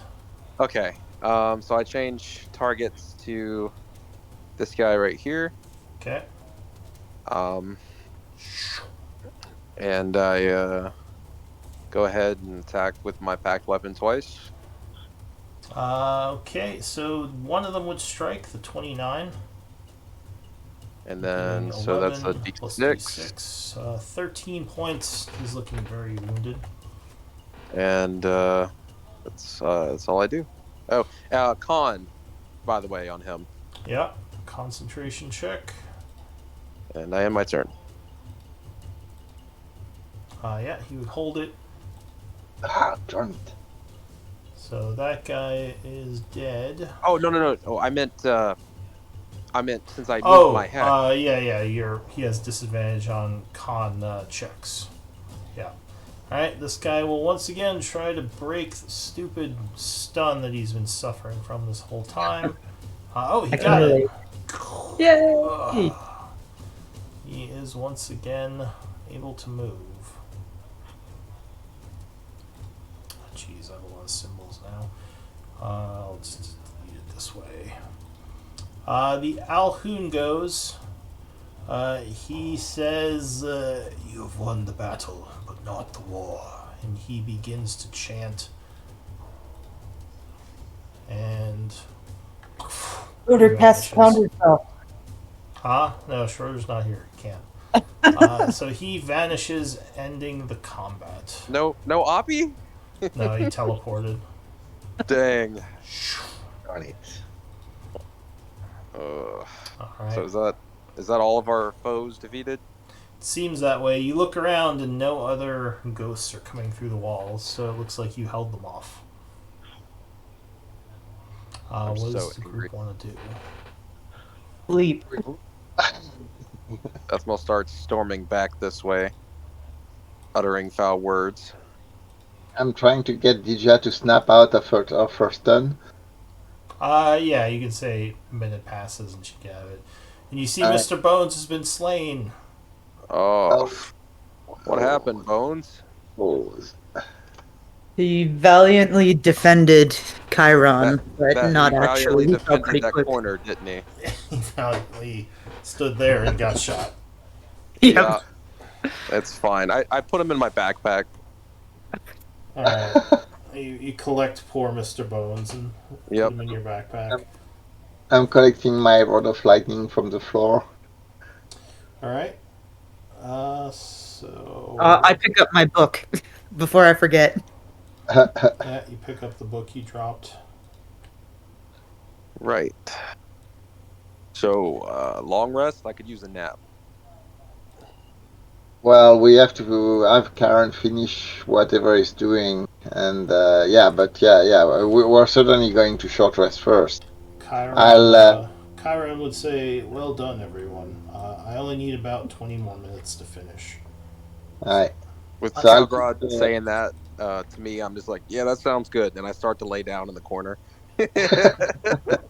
Yeah, pretty much. Same thing for me. I'm kind of sitting down, a little bit exhausted against the wall, and standing Dija above the hole the same way, and just trying to see if we can take a breather for 1 hour. Give me a d20 roll. I'm not doing it. Though Not that, the danger is low now as you've defeated most of the. Okay, yeah. So the last 20 minutes would pass, and magical energies would begin to leak off the glass sphere. Chiron says, "I believe this area should now be safe of the ghost's influence." and what about the Alhoun? He says the Alhoun would be badly hurt if they tried to get too close to this. So any of Nice. them entering the west hallway or this room in the immediate area would be subject to damage from my spell. Okay, Does and that apply to Avagaru? yeah, I was gonna say, is he dead in the corner right now? I have included Avagaru's essence because you said he was an ally, so he can enter. Okay. I can Okay, also so make you- it so other of their kind can enter, but you have to tell me if you want that to be the case. Okay. As of right now, no, but we'll let you know if that changes. If you wish to rest, I can open a gate and we can fall back to my library, or you can rest here. You should be safe from the ghosts and the Alhoun. Yeah, we'll rest here. We still need. We're closer to the vault, but we still have to reach the vault and what Malek is doing over there. We have also the hobgoblins following us, so we yeah. He nods. He says, "Yes." And actually, why don't we take a 5-minute break? Okay. All right, I'll be Yep. right back. So I can literally spend my last non-first level spell slot to send a message to Let's the Orchard. But- yeah. Let's wait until like the end of the long rest to do that, just in case something Yeah. else happens. I can't know wait it's still for the long midday, rest. but I'm spent. Yeah, me that too. thing that almost bit me in half in the morning, and then the first fight with these guys, and then this. Yeah. I was literally spent last fight. You know, I was holding back some spell slots. Yeah. And I forgot that you can get Channel Divinity back on a short rest, so I didn't take the last short rest because I Oh. used my heal spell instead.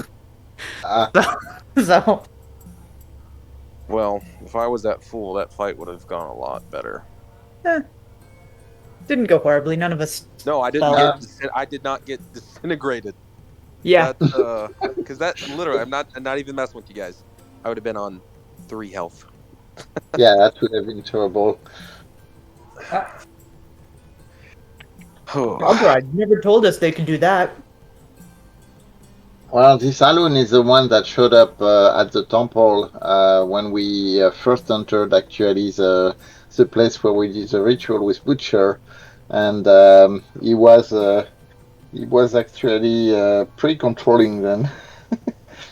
And but he had to flee the same way the first time, so I'm pretty sure now it's never 2 without a 3, right? So next time he's not going to win. Okay. So a long rest is 8 hours, right? Yeah.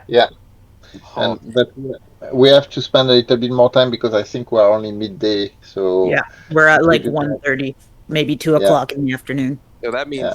Mr. Bones is about to multiply into 2. to Mr. Bones. One thing that is not worthy though is that Alun was not unsubstantial, so he is actually traveling physically through the tunnel. So if we have anything that can like trigger an alarm or anything like that, that could be useful. Because he was invisible this time, but he did not go through the walls.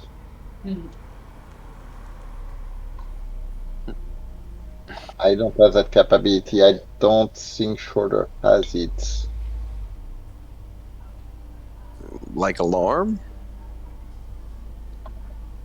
Or like what exactly? Yeah, like alarm spell Yeah. or something like that. Yeah. Yeah, I don't have anything like that. I don't think Schroeder does, because we've only ever used the tiny hut while we still had previous companion with us.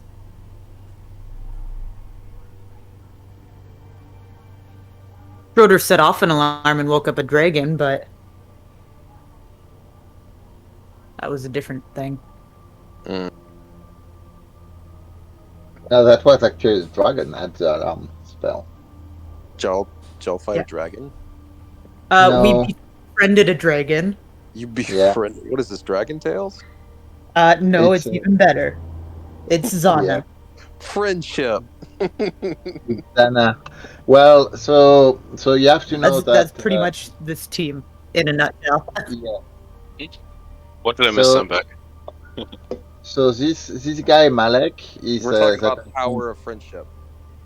yeah. Well, We're basically French the Care Bears.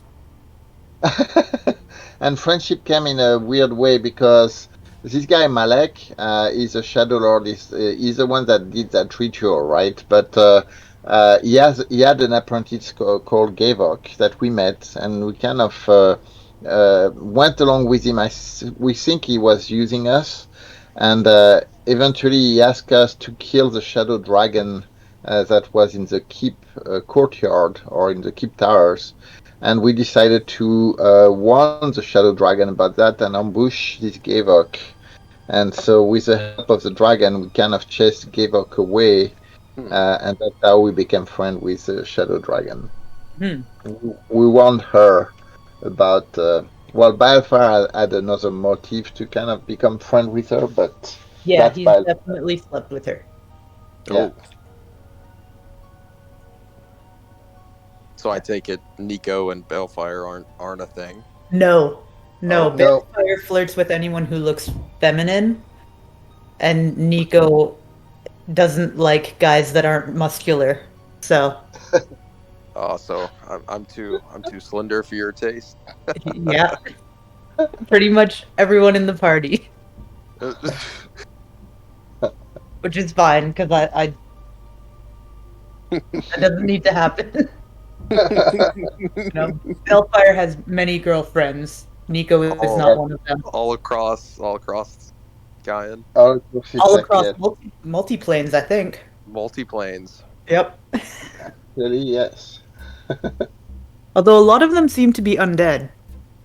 That is kinky. Well, in Isik, it's kind of that's the norm in Isik. So Maybe I'll put a wig on Mr. Bones. You know, see if that, Maybe see if when that Mr. goes Bones there. multiplies, it'll be Mrs. Bones. Yeah. yeah. I mean, yeah, I'm kind of short. I think I only have like 2 level 3 spell and 1 level 2 spell left at that point, and maybe 1 level spell 1. Yeah, 1 level 1. Oh wow! I just realized how much shorter I am than Nico. I'm 6'4". Yeah. Wow. And I mean, you're not a Goliath, so. That's true. and I'm 5'8", so I'm Oh. pretty modest. Yeah, Calgrod's a little tiny fellow. Yeah, it's not very tall. What about Tal? About 6 feet What? average. Oh, okay. Okay. I just made my character as tall as I was in real life. Yeah, me same. Oh, That's a lie. I'm not almost 8 feet tall. Oh, wow. Yeah. so you're not Spartan sized? No. Ruins the illusion. No. Oh. Basically the female version of Andre the Giant. Oh, okay. Okay. No, 178. It's a good height. 178 what? Centimeters. Oh, what is that in inches? It's about 5'10". Oh, cool. Cool.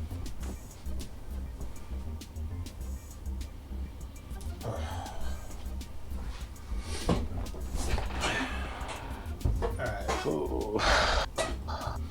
So freaking hot here. Who said that? Me. Who? Oh, The No. DM. Yeah, no.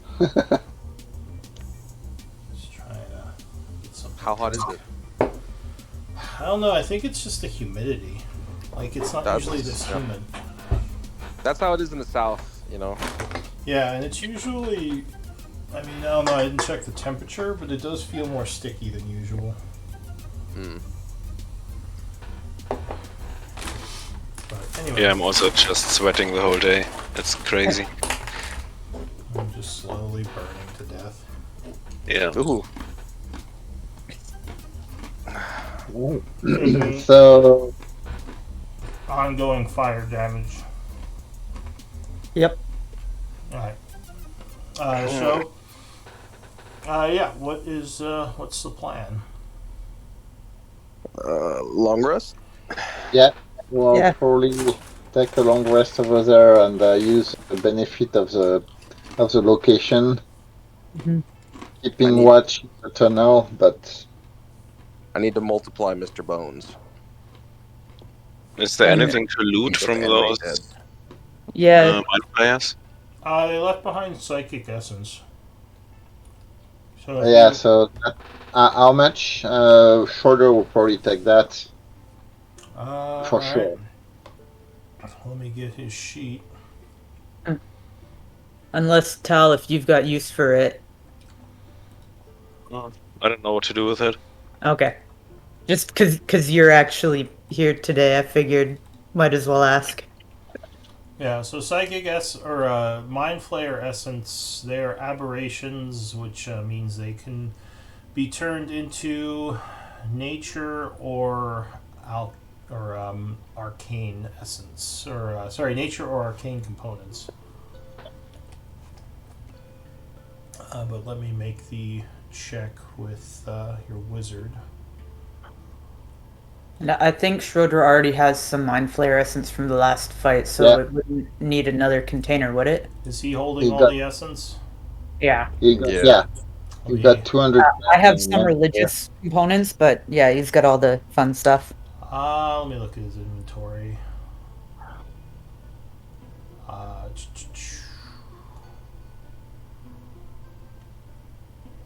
Mind Flare Essence. There it is. Alright, so he will attempt to use. Does he have alchemy? He does have alchemy. I think he's going to use alchemy. So he uses alchemy with int. 19. Okay, so she would collect. How many did you kill? 1, 2, 3. Was it only 3? Alright, 3 of them. Which would be 120 gold pieces. So I'll add that essence to Schroeder. Almost makes up for what we took.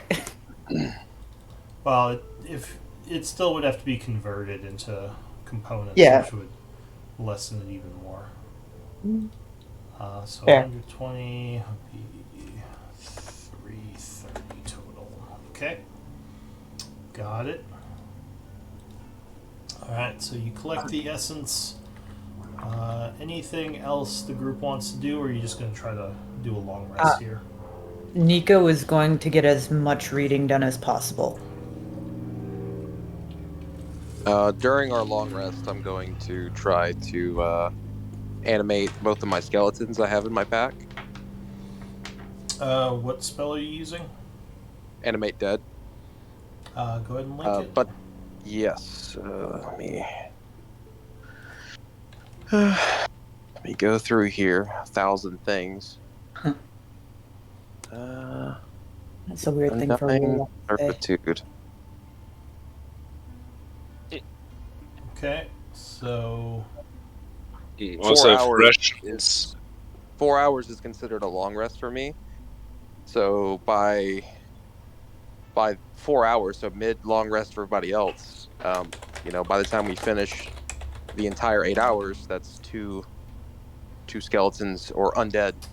you can only take one long rest every 24 hours.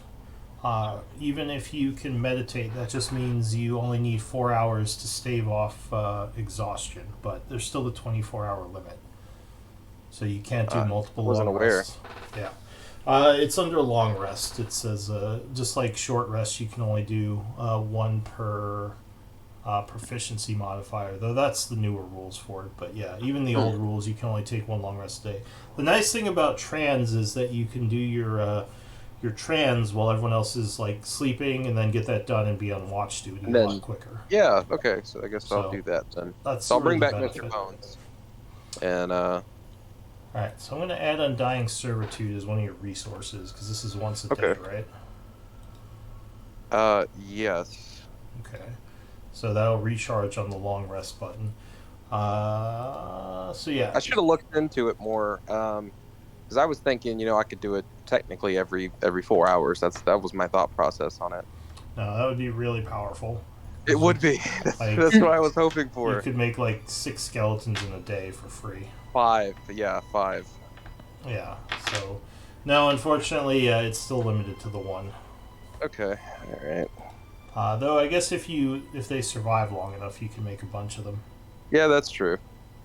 Alright, so Undying Servitude, you would use that. So I added it to your resources, but I'll just use it for you. Thanks, Lou. You bring back Mr. Bones. Yep.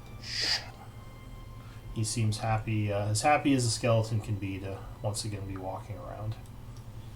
Give me a D20 roll as time is passing. Let me see if anything Oh, happens. no. Give me a D100 roll. And Caldrad apparently just fired his crossbow down the hallway. Well, I was trying to delete that from my character sheet, but I shot.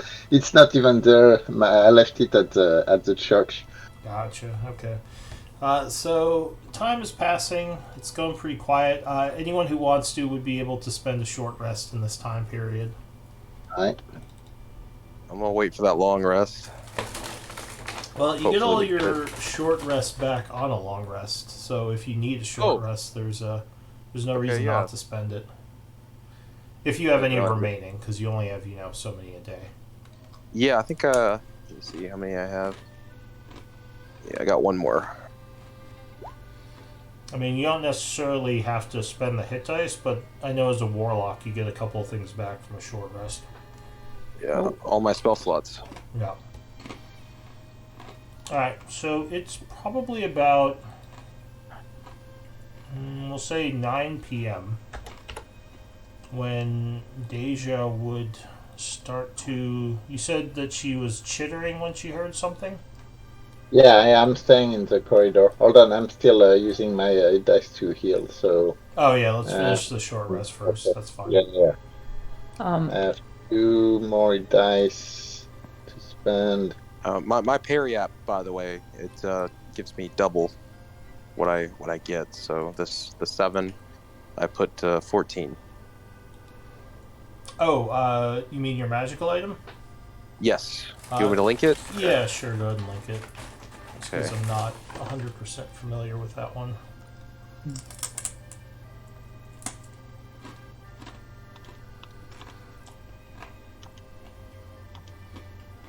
Okay, yeah, so you would get back double whatever you roll on your hit dice. Yeah. Yeah, that's fine. So you feel a lot better after the short rest. Alright, and Dija recovered her hit point too. Yeah. Alright. Where's Dija? She's right there. Alright, so... Yes, so you were saying? Alright, so Deja would make some noise as a figure steps out of the shadows pretty close. Oh. Hi. Who you recognize? It's Yep. Shiva. Hey. Shiva, long time no see. She says, "Yeah, we've been looking for you. Our travel through the caves has been a bit bumpy, and the elevator as well. It seems that there are strange gelatinous creatures all over the place." Oh, Yeah. He says, "But sorry. We thought we cleared a lot of them. he says, yeah, there were a couple more that we had to face, but I'm just glad I finally found you. They had me sneaking around in this area because there seemed to be these psychic ghosts that were attacking them. So Orcard sent me to see if I could find you. I'm glad I did." Yeah. Yeah. So this area is protected now from them, so you can bring them over there, and we are going to continue and keep you updated, keep the signaling on the tunnel. But this area is safe. And she nods. She says, "Unfortunately, we took some losses in the cave. There were a couple of creatures in there that attacked our armies as we were moving through. We defeated them, but not without some of our people falling. We lost those two Shadowstalkers, the allies of your friend. But yeah, I think for the most part, do we have your forces list somewhere? The what? Your hobgoblin forces. Did I give you their numbers? No, actually, I don't think you ever mentioned it. All right, I have it here in my notes. So let me just make note of that. I was just wondering if you had And those. what time did we start resting? I think Just because I have to track how much time I'm putting into reading that book.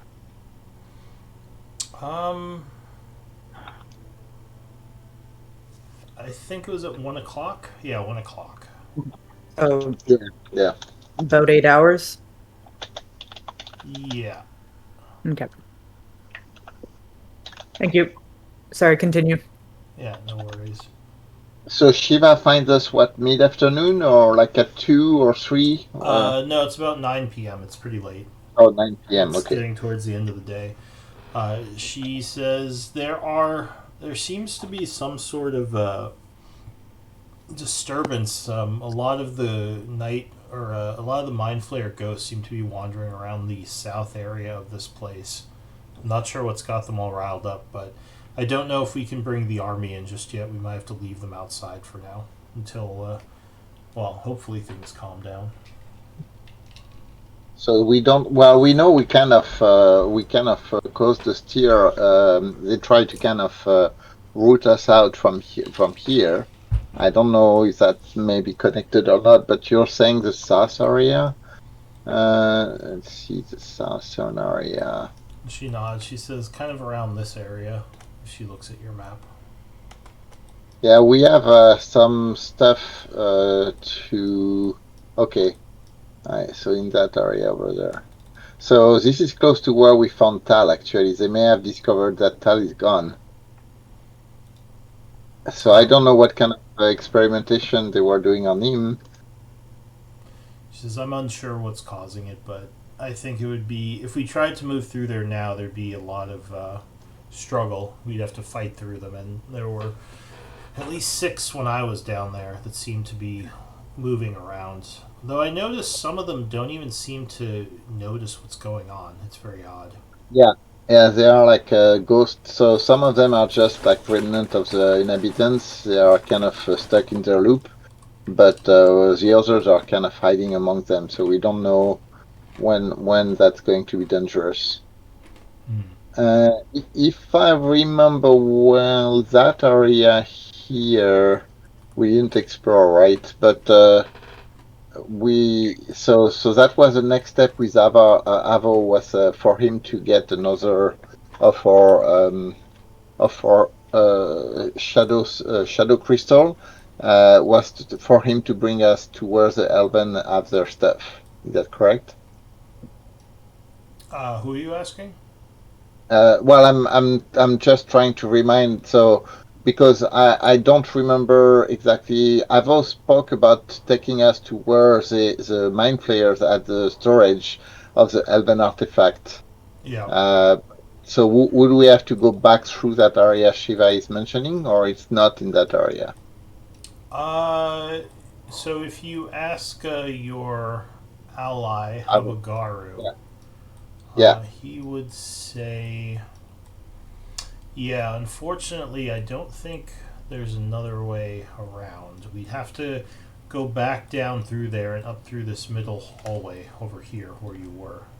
Then basically head north up this way." Okay. And the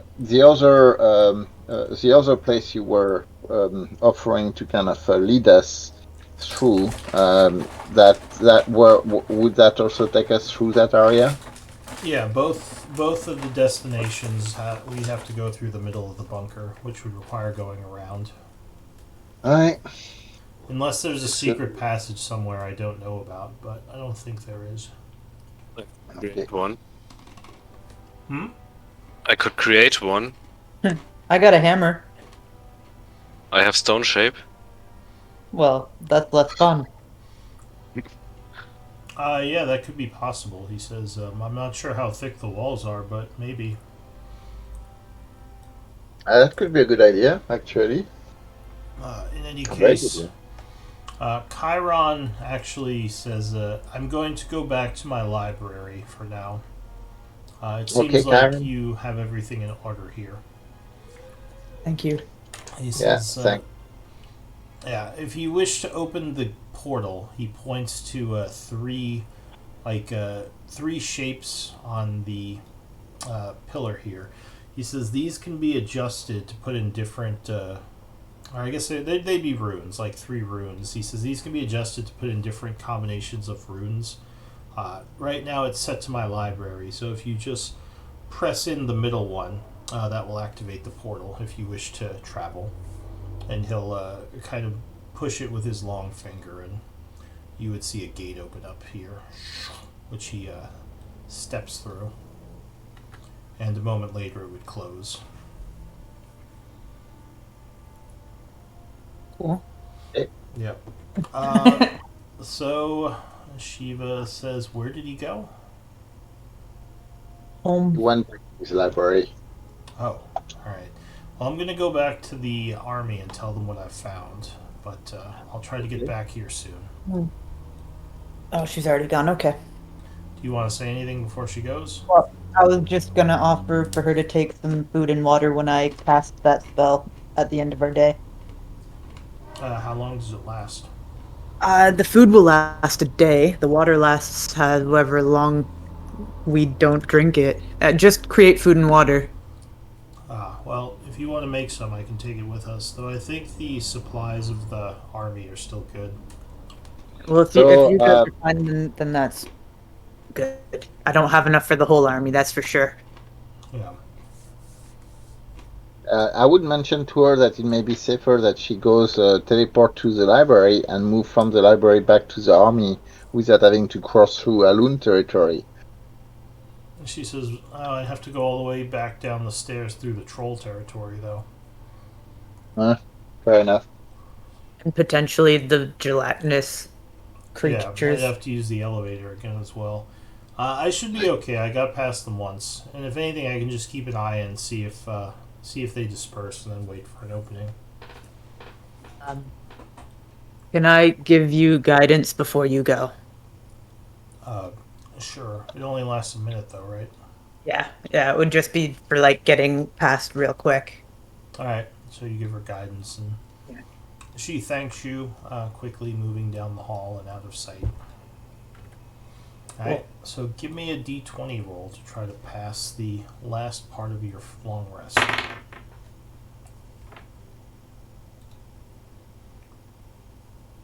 Again, it's luckily you think they're kind of dispersed a little now after the attack. Okay. D100 roll. Okay. Yeah, so the night would pass. You would get a long rest, so go ahead and use your long rest. It is now the 11th of winter. Dang it. 11th of winter at 7 a.m. I don't want to be greedy, but would I have been able to get any more reading done? You need, I believe it's 8 hours of sleep, right? Would that be 2 more hours, maybe? So if you need 8 hours of sleep, you would have to go to bed at like 11ish. Okay. So yeah, you get about 2 more hours of reading. Cool. Thank you. All right, it's the next morning. You all are feeling much better. What do you want to do? I'm just relaxing in the corner. Hi, so Avagor, you need to take us now to the Elven repository thing. This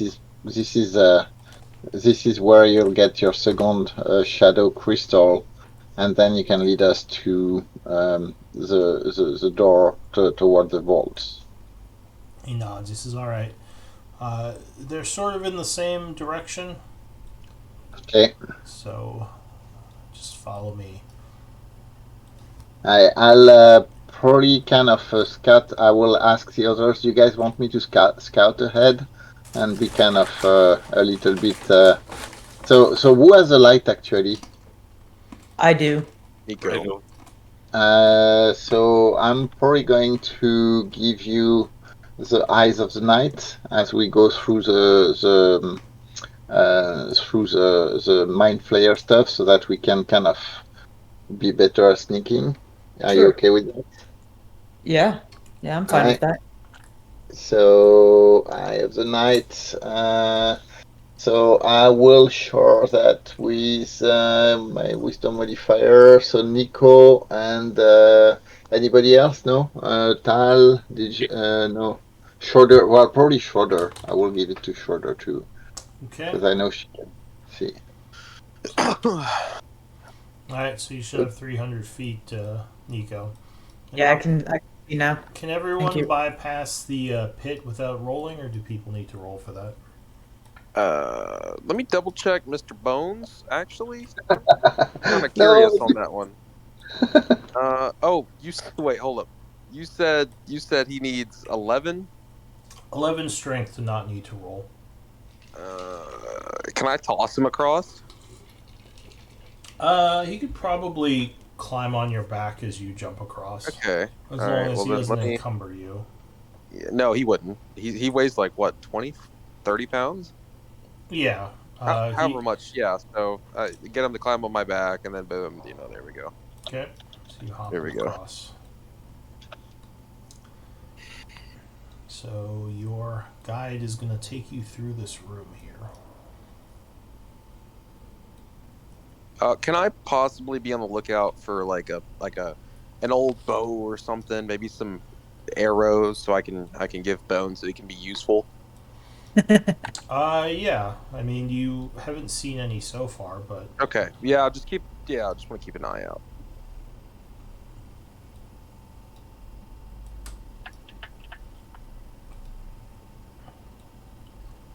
alright, so this one is also pretty easy to get across.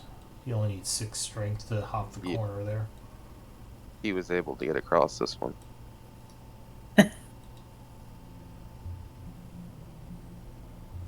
Give me a perception. Or sorry, what are your passive perceptions? 18. I think mine is like 16, 14. So as Avagaru moves past this area, he Well, sees- if it's a dim light or if it's dark vision, it will be 13 actually. this is actually hearing based. As he Okay. goes through, if you have a 14 or over, you would hear noise coming from this room over here. Sounds like maybe low speech, but it's hard to say. You wouldn't recognize the words. Which room? The storeroom That- up here where you found Tal. Oh yeah. One where Tal was. They're probably like upset from that we have kind of interrupted whatever they were doing with him. Yeah, I They draw don't mind that I smashed it. Yeah, that's pretty wise out. I'm even more sure that I don't care if they mind that I smashed it. I'm gonna go check it out. No. Let's not go. No. We don't need to go there. We need to go to up north to the. So let's try to be quiet. Let's not like try to get in more fight that we need to My job until. is to kill monsters. Yeah, but we believe me, there is a Malek at the end. We need this is we need to take out, and we need to kind of. We cannot keep resting too long because he's still doing a ritual which we don't really know the timing of. So as you get over here, you think you hear a low chanting coming from down the hall. Again, in a language you don't understand. Down this hall? Yeah. Okay.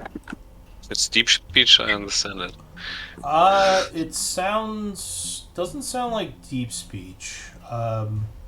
Actually, if you have Arcana, which I think a couple of you do, you think it might be some kind of ritual, like someone's ritual casting something. In Primordial? Well, it's not a language. It's Yeah. magic. Yeah. Aye, so we know that's not Malek because that's not where the vault is. But so now, do we want to interrupt a ritual in the casting? What do you guys? Yes. Yes, we want to interrupt and kill the monsters. As Bethmel looks flustered. I'm asking how far are we from the Elven vault? He says we must head north and into a new ruined area, so we still have a ways to go. Let's try. Okay, so let's try to take whatever this ritual is off then. So how do you want? You guys want to proceed with just charge in, or are we trying to be sneaky? What's the plan? I rustle a bit with my chainmail. Sneak isn't really an option. Yeah. So I can just take a peek to see whatever I see and explain, come back and tell you, and then we decide what we do. If you You want to guys take want the time to scout it. I mean, I can.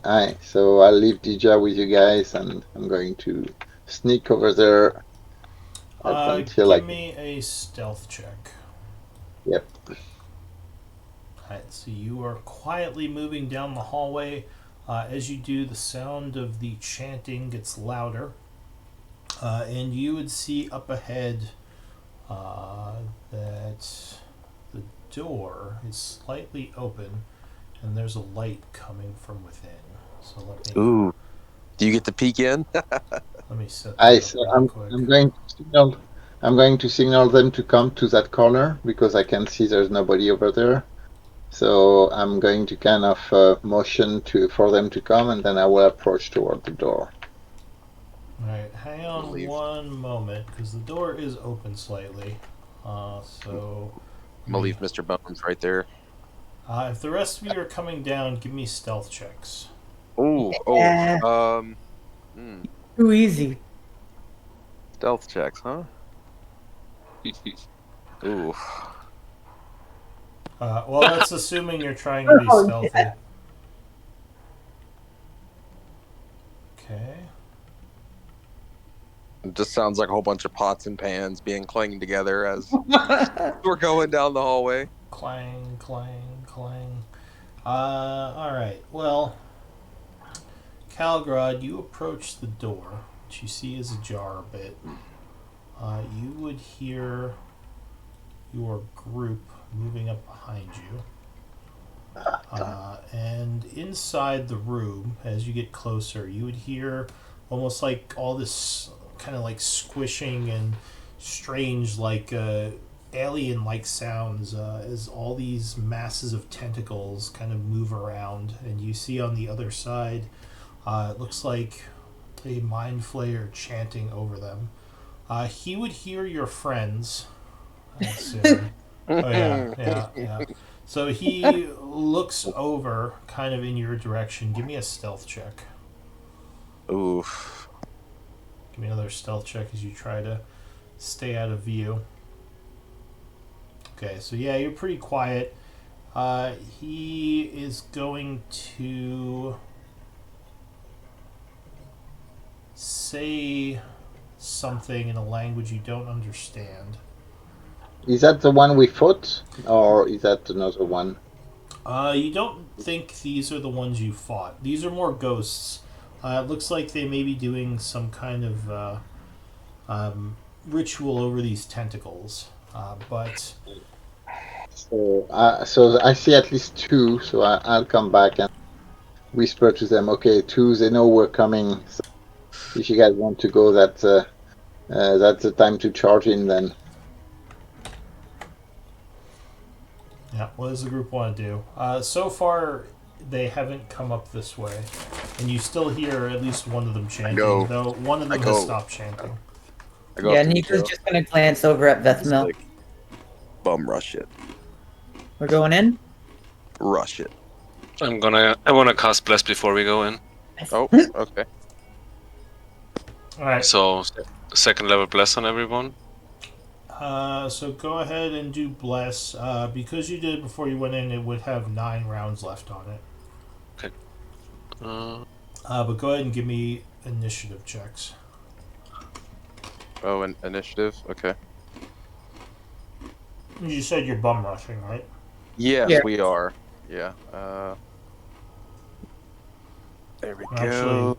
yeah, for moving up like that, one of them would have seen you from where you are. So yeah, give me initiative. Man, I'm rolling really high for initiative for me. Lucky. Like 12 higher than Right. normal.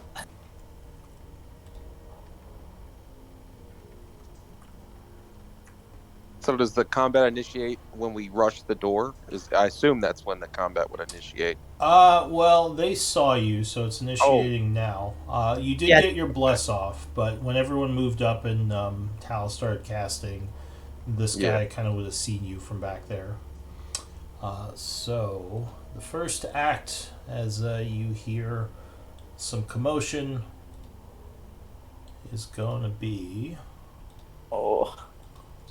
Calgron. Okay. What do you want to do? You Uh, see down the hallway, this one kind of looking over in your direction. Yeah, at that point, I'm going to know that. I mean, I'm not a bum rusher, so I'm going to wait. I'm going to ready my action and just follow Vestmeal and stay close to Vestmeal. Alright, so you're readying. What are you readying? A move action to move behind him. So dash when he moves. Yeah. Okay. Alright, so the Mind Flayer goes.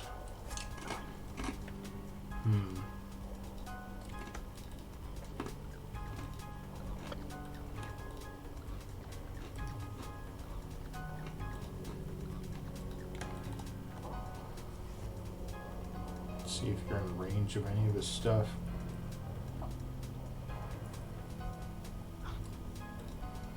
No, I think most of his. Well, actually, are you 60 feet? I don't think you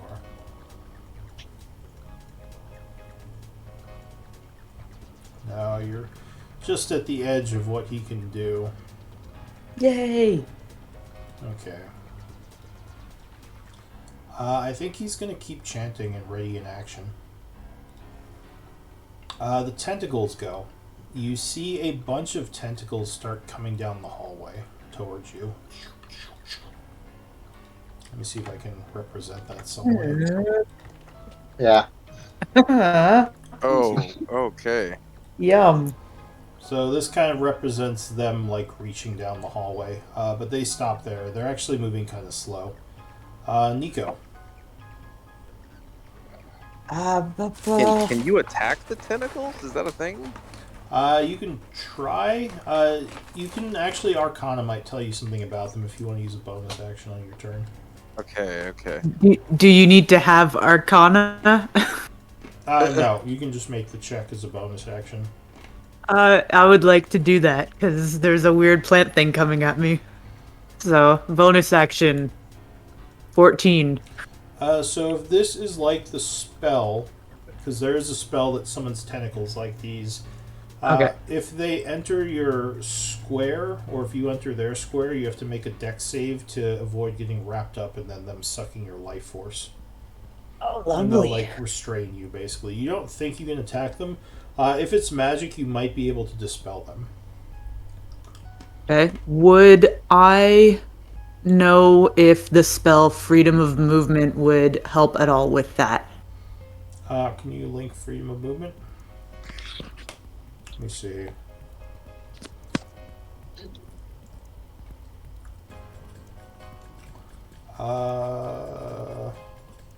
Yes, Like, I wouldn't be absolutely would, restrained. because it would prevent them from restraining you. They could Okay. still drain you if you... I think it's if you end in their area. Or no, if you Okay. start your turn in their area, they can still Yeah, drain so you. that's an easy fix. Yeah. But yeah, if you had freedom of movement, they couldn't wrap you up. Okay. For my action, I'm going to cast that on myself. Okay. What would I? What token would I use for that? There Sorry. isn't really a token. It lasts an hour, and there's no Yeah. concentration, so you're probably fine. You just have to remind me. Okay. Sounds good. So that's your action. What else are you doing? That's my action. I will move. I will stay put. That'll be all. All right, Vethmel. Yeah, so I'm all about this action right here. So let me see. So if I go in here, it has a chance to snare me, Yeah, and it you have counts as to. difficult terrain. You have to make a dex save, and it would count as difficult terrain. Yes, to move through it. Okay, so we're gonna move right here, and then All right, so that's Can I 15 go- feet. can I go? Like I can see the opening in this door. Do you think it would be possible to Misty Step in there into the opening? Yes, you could Misty Step past the where the tentacles are grabbing. Okay. Do you need me to link that? Yeah, if you're casting it, go ahead and link it, and it should spend the slot for you. Face step. Or wait, this is the once per day thing, right? Well, I have 4 times. Or 4 times per day. All right, so you step into Fey energy, and Is it considered a monster uh, or no? Because it might be. afraid. So it's kind of a creature, but it's not affected by fear. Oh, all right. That's fine. So yeah, then I Misty Step into here.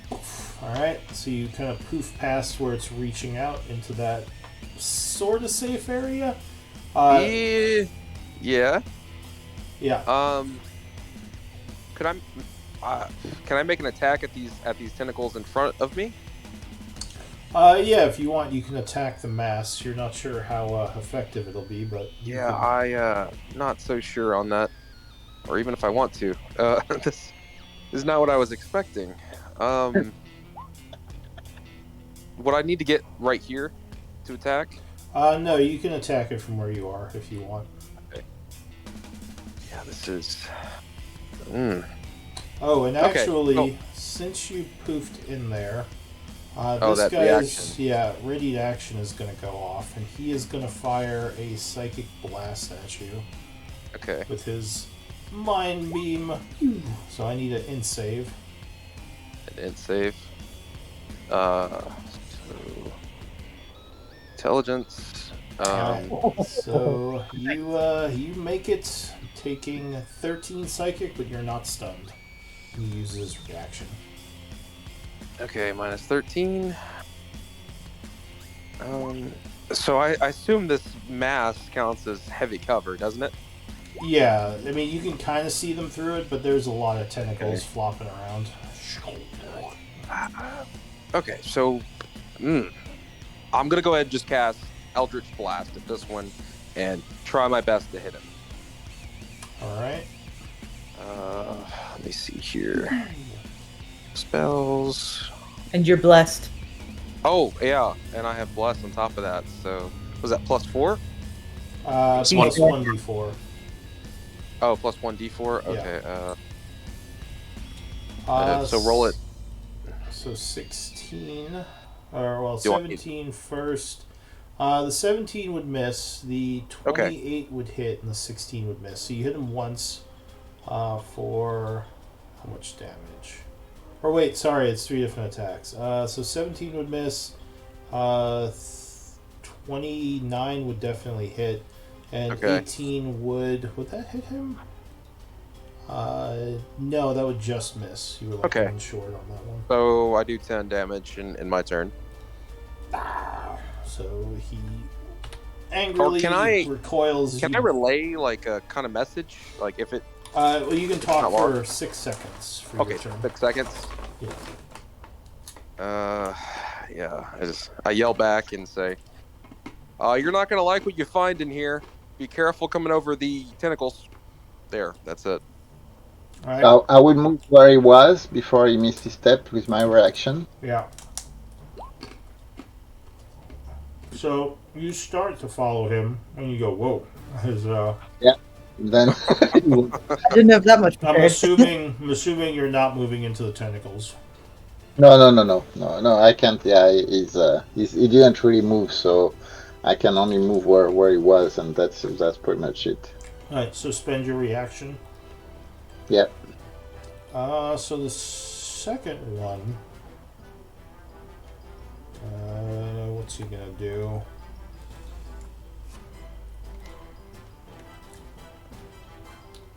For his turn,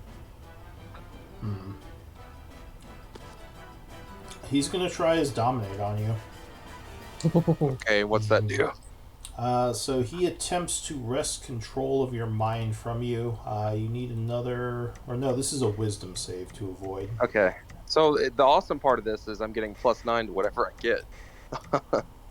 So wisdom. Oh, and I have proficiency. Perfect. Is it +9? Well, bless does that count for? Well, the bless gives you the plus 1d4. Oh, it's not guaranteed. Okay. Yeah. So 1d4. So this is what I add to that. There you go. 17 plus 3. I mean, it says DC is 0, so. Okay, so what it's adding is it's adding my proficiency and it's adding the AOP already on there. Alright, yeah, because you're proficient, so that gives you +4. The wisdom would give you 0, because you don't have any wisdom, but yeah, then you're adding the 5 from your thing. Okay. Alright, so yeah, 17 plus 3 is 20, so yeah, that would be enough, and you resist it. Okay. So that is it for him. Tal. I was about to say, everything should be calculating correctly, because we figured that out, you know. Yeah. And I believe your aura does affect you as well as others. Yes.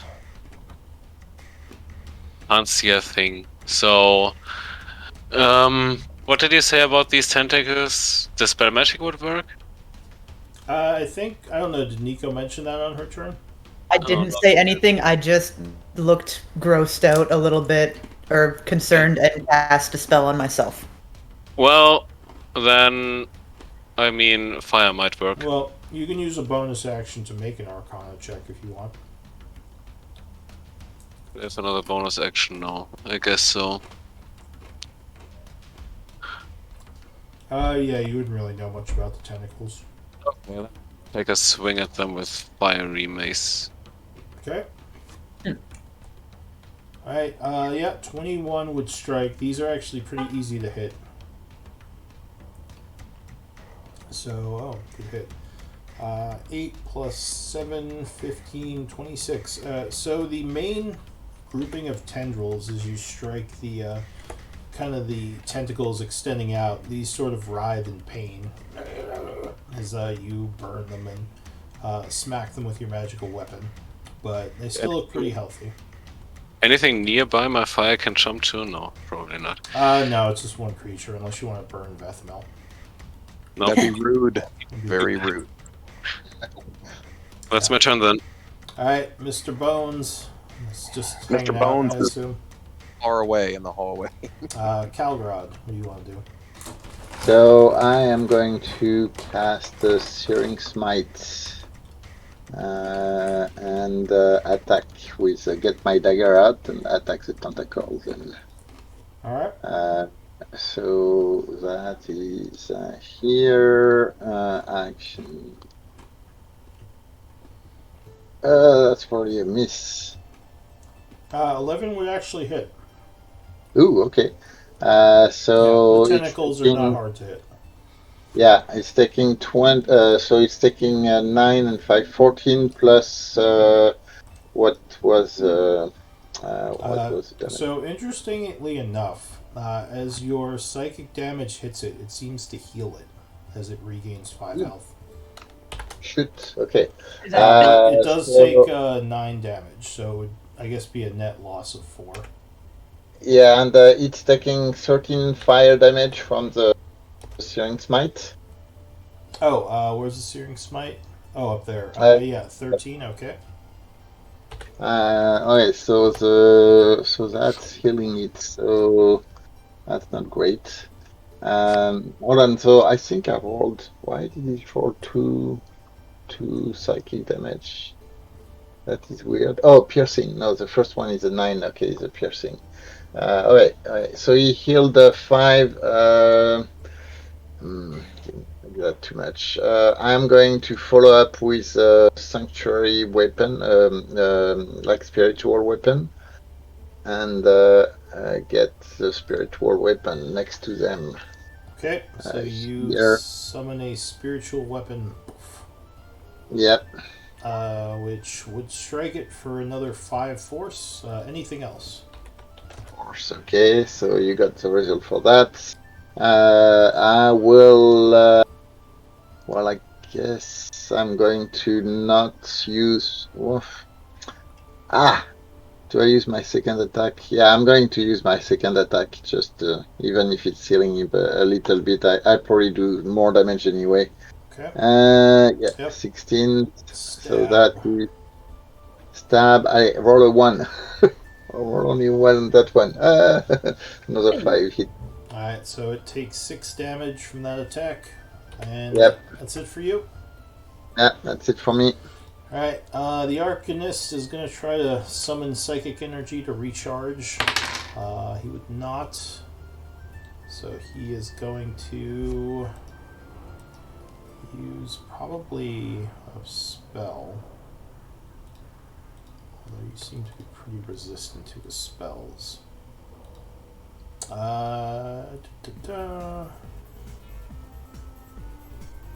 He is gonna. Oh, he could do that. No. He's gonna try something else first. He looks at you with a lot of annoyance, casting telekinesis as you feel some sort of invisible force try to grab at you. I believe you need to do a strength check.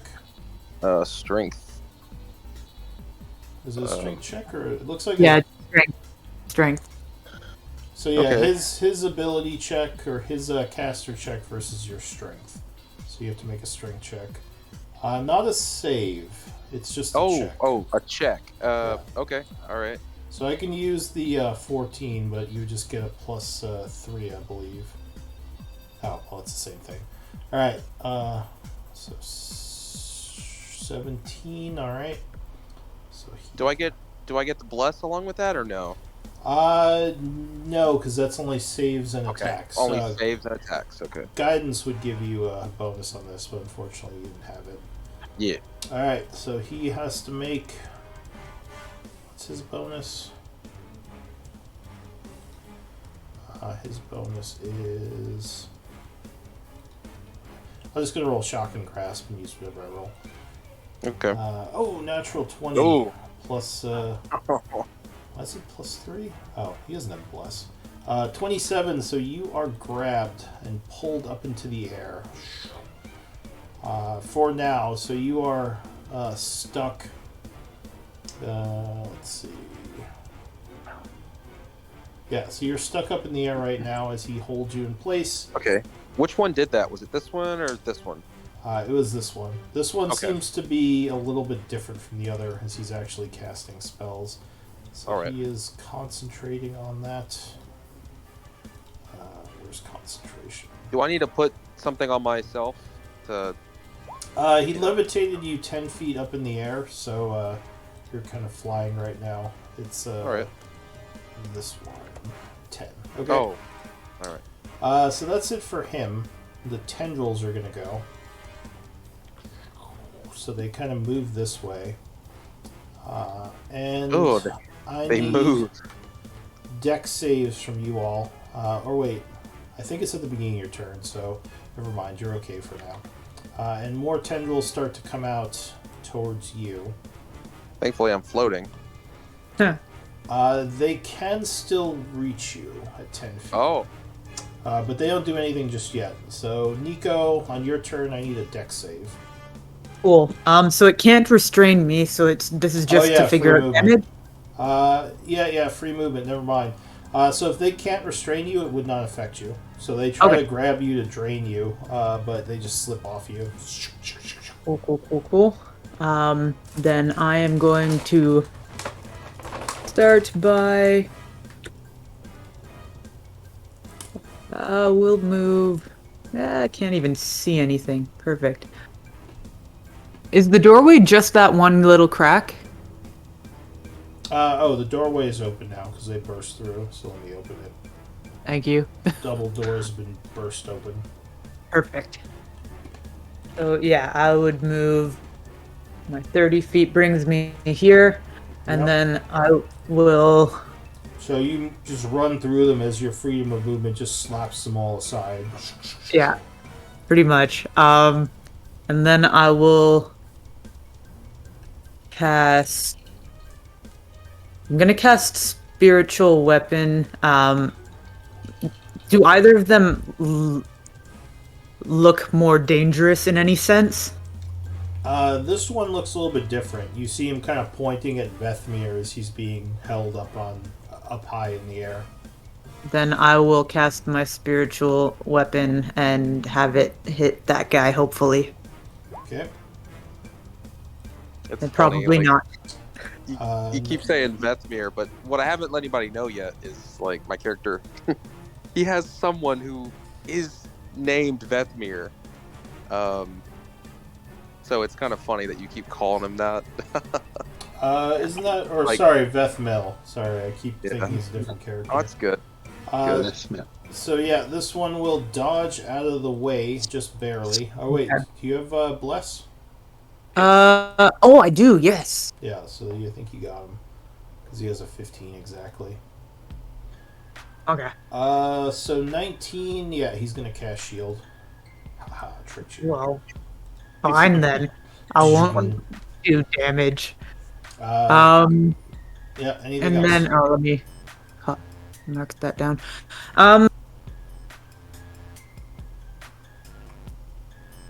I am going to... How far am I from them? Sorry, I'll be quick. I'm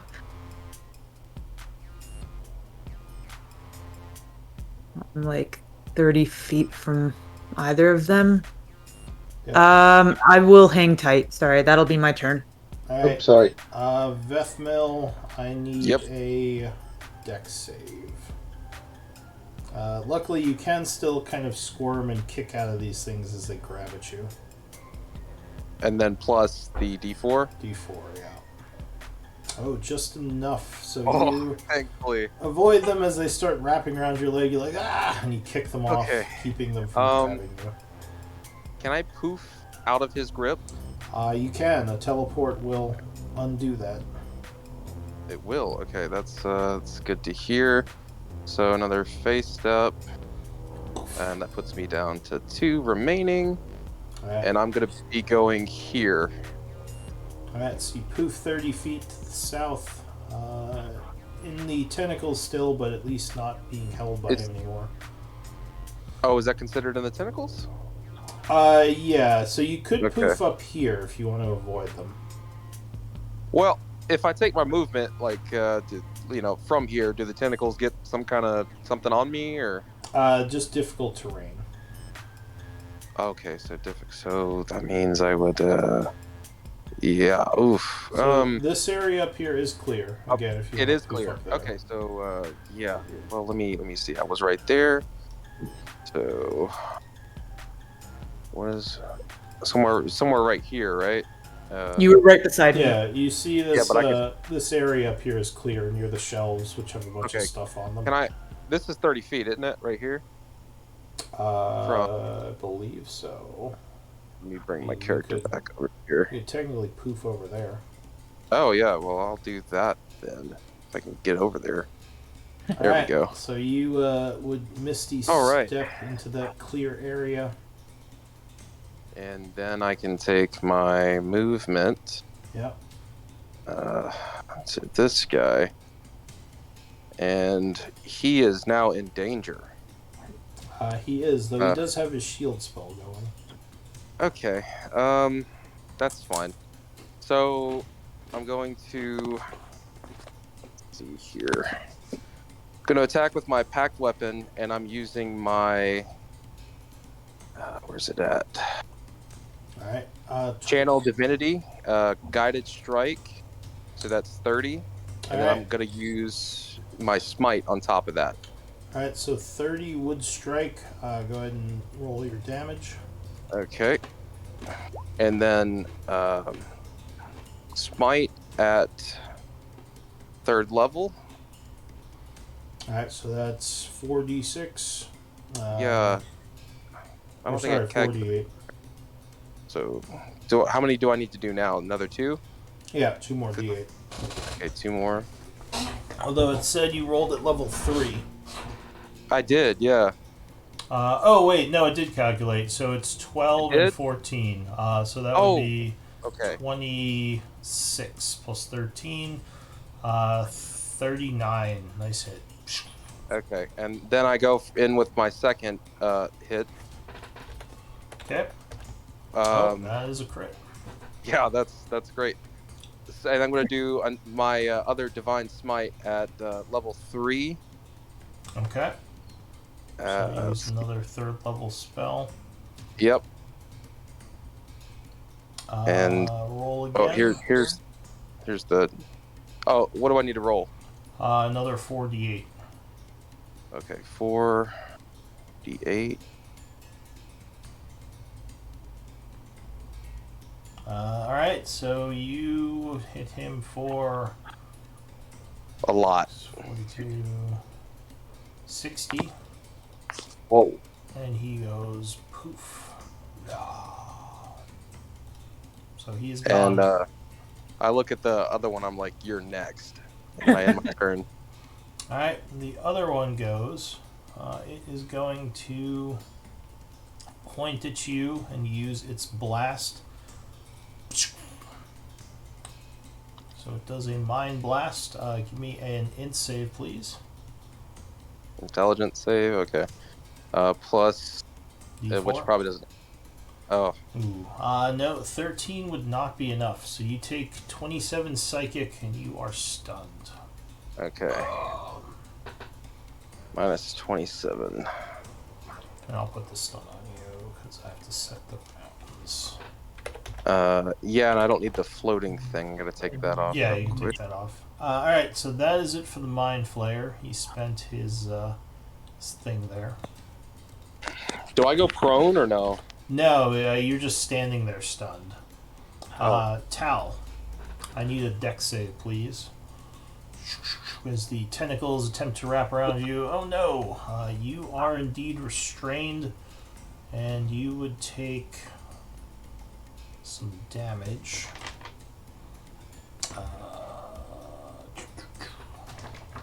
So you take 4 bludgeoning and 4 psychic as these tentacles wrap around you, restraining you. Okay. What do you want to do? Lou, did you roll for the Constitution save from my Searing Smite at the start of the creature's turn after I hit it? Because it's taking 1d6 fire damage every round until. It's not concentrating on anything. No, it's me. Okay. Oh, no, it's you just mean for... if it hits you? Did it hit you? No, I hit him with a Searing Smite, and the Searing Smite does like 1d6 fire damage at the start of the round unless they do a DC 14. I don't think it's. I Did don't know. its turn start yet, or did I miss that? Well, Let me see. no, Alright, so it has to roll what? A save, you said? yeah, it's a Constitution save versus Oh, I Searing see what Smite. you're saying. What's the DC? 14. Alright, so it would have failed. So how much damage does it take? 1d6. Okay, so go ahead Let and me roll roll that. that. Yeah. So it is still being seared. Yeah, it's still being tiered. Yep. So it takes Sizzling. 5. Sizzling. Sorry, Tal, what are you doing? Trying to just hit it. Alright, so as you're restrained, you would have disadvantage, but 17 would strike as you slam it for another 16 points of damage. It wiggles a That's it. bunch, ending your turn. Anything? Like, I still have a bonus action. So yeah, do you want to do something with your bonus action? Yeah, I want to cast Spiritual Weapon. Hit it again. Okay, so you summon your spiritual weapon. Yeah, that would strike. As, your weapon slams into the tentacles for 13 force. Okay. Anything else? Nope, I can't move, so yeah. Alright. Mr. Bones is chilling. Calgron. So I need to make a dex save, right? Yes. Alright. So dex save. I go. Yeah, so you manage to avoid the tentacles for now as they whip around trying to hit you. Okay, so you were saying that going through the tentacle is possible, walking, but it's a difficult terrain. Yeah. So That- only where the edges are, so you can actually go through these areas that don't have the masses in them. As normal. Okay, so not through the masses, but would the land stride apply for that kind of difficult terrain? Let me bring that up. That's ranger stuff for difficult terrain. Yeah, let me take a look. Yeah, let me bring it up. Here I go. No, this is magical, so unfortunately, it's he'd still be affected. And the creature does not seem to be bloodied yet, right? Not as far as you can tell, no. So I am going to risk it. Oops, sorry, I'm picking the wrong thing here. I'm going to risk an attack opportunity move here. I can't move my token. There's another token on top of it. Try now. Alright, I go. So I'm moving here. Ooh, Okay, gee. so 10, 15, 25 feet of movement to get there, yeah. Yeah, so Vesmil is stunned on the other side of the tentacles, right? Yeah. Alright, so I'm going to bonus action Misty Step. So where can I Misty Step here? Can I Misty Step like here? I'm not sure if that's 30 feet or so as far as I can over there. There I go. You could go to here because you couldn't see up here. Well, no, I guess you could see the edge of this one, so you could go to this spot if you want, or you could go here. Yeah, one of these, or in the middle if you're feeling brave. Well, but that would be at the edge of the tentacle, so I could kind of still move around there, right? Yeah, I mean it would just be difficult terrain. Yeah, just difficult terrain. Okay, so I will move here. Yep. My last feet of movement, and I am going. So he's got like is that like a spiritual weapon here? Yes, I think that's Nico's. Yep. And that's Nico's. Okay. So I am going to do guiding bolt on this guy here. Alright, he does have heavy cover from all the tentacles. I cannot. Sorry, I cannot because I cast. Because you teleported. Yeah, Misty Step. So I'm just going to do a Toll the Dead. Okay. on this guy over there. So he will attempt to resist, making a wisdom save. He has 18. not lost. Oh, 18 is making it, so Alright, so he no. resists it. Now, that's the end of your turn? Yeah. Alright, so we are a little bit over time, so we might want to end here because the tentacles go next, so they're going to throw out a bunch more tentacles. So why don't we do MVP and end for the day? Okay. /W space GM space who you're voting for. Yeah. This is what happens when I tempt you all with battle. You'll just rush in. I thought you were just going to walk past it. Nah. Oh, I mean, some of us were going to. Murder everything. Alright, 4 Wow. votes. Vethmil with 2 votes, your MVP. Congrats. Oh wow. Thank y'all. Get your point. And yeah, we're all done. So good job, everyone, and I'll see you next week. All right. Good game, everybody. Blue, I do have a question. Sure. Regarding like a hypothetical, I kind of want to do. So if you look at a zombie, do you have one down here to pull up or for its bio or whatever? I'm familiar with them. Yeah. Okay, so it has that certain specific ability where when it goes down, it has a chance of coming right back up depending on the save it has to make. Yeah. Would you allow because I know a zombie, it's a humanoid and it can attune to items. Would you allow it to attune to a periapt of wound closure? I would have to double check that, but I don't know if those work on NPCs because NPCs usually die at 0. And technically, if a zombie makes a save, he doesn't hit 0. He just goes to 1. So exactly. So in that case, it would actually seem to be with if I link it, it would kind of change it in a way where he's automatically coming back up every time. It's a little broken. I know, that's why I'm asking you. But I have seen nothing against it, and it just really comes down to your house rules. So, dying is a condition where you are unconscious. Again, he would never actually be in the dying state because only PCs can go into the dying state. NPCs just die at 0. Dying means you're at 0 and you're bleeding out, which is something only PCs have. Exactly, but with that percentage chance of him coming back to 1, that means he doesn't necessarily die immediately on that save. So following the periapt, he would automatically stabilize at 1. Well, if he failed the save, he would just die because he wouldn't hit dying. Like 0, as soon as an NPC hits 0, they're just dead. I said, only the PCs go to dying. Dying is a state that, at least that's kind of my house rules. Because I mean, the book is like you can roll death saves on NPCs, but it becomes cumbersome if every fight, everyone, like all the creatures, have to make a death save on their turn until they bleed out.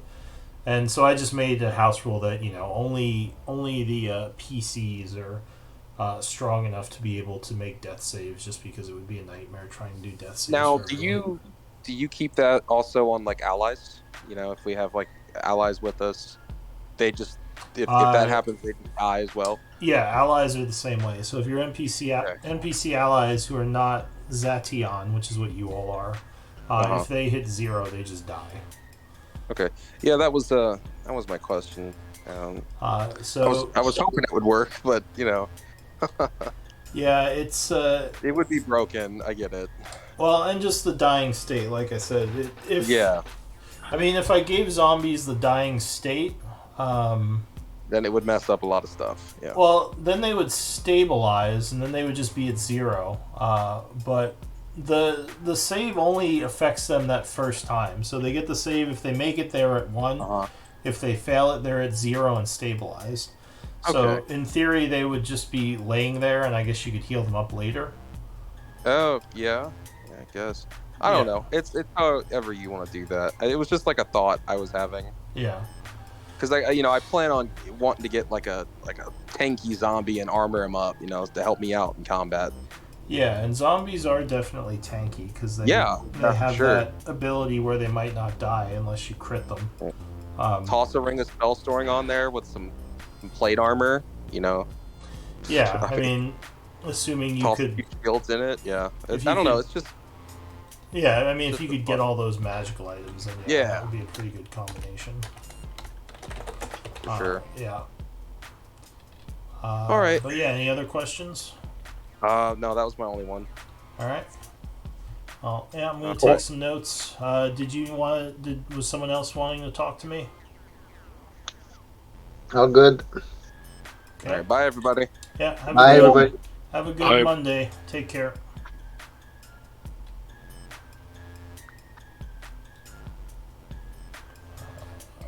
Lots of combat today. I was kind of wanting Yeah. to hold off on going to the vaults because, yeah, it would have been another big combat and you wouldn't have had everyone. So I'm glad we did like a Yeah. little side I'm not. quest. That makes sense. I think I've realized that maybe not having further fire for even for them, like seeing what's in the Elven World deal. Yeah, I mean it's still fun with four though. I actually kind of Yeah. prefer lower numbers of players because it's more personalized. Yeah, yeah. But yeah, just to make the pay model work, I think six, and because people miss sometimes. Like if we had four Yeah, and those two missed, we probably just couldn't play today. yeah, that would be way more expensive to make it work for financially with only 4 players. Yeah, It's yeah.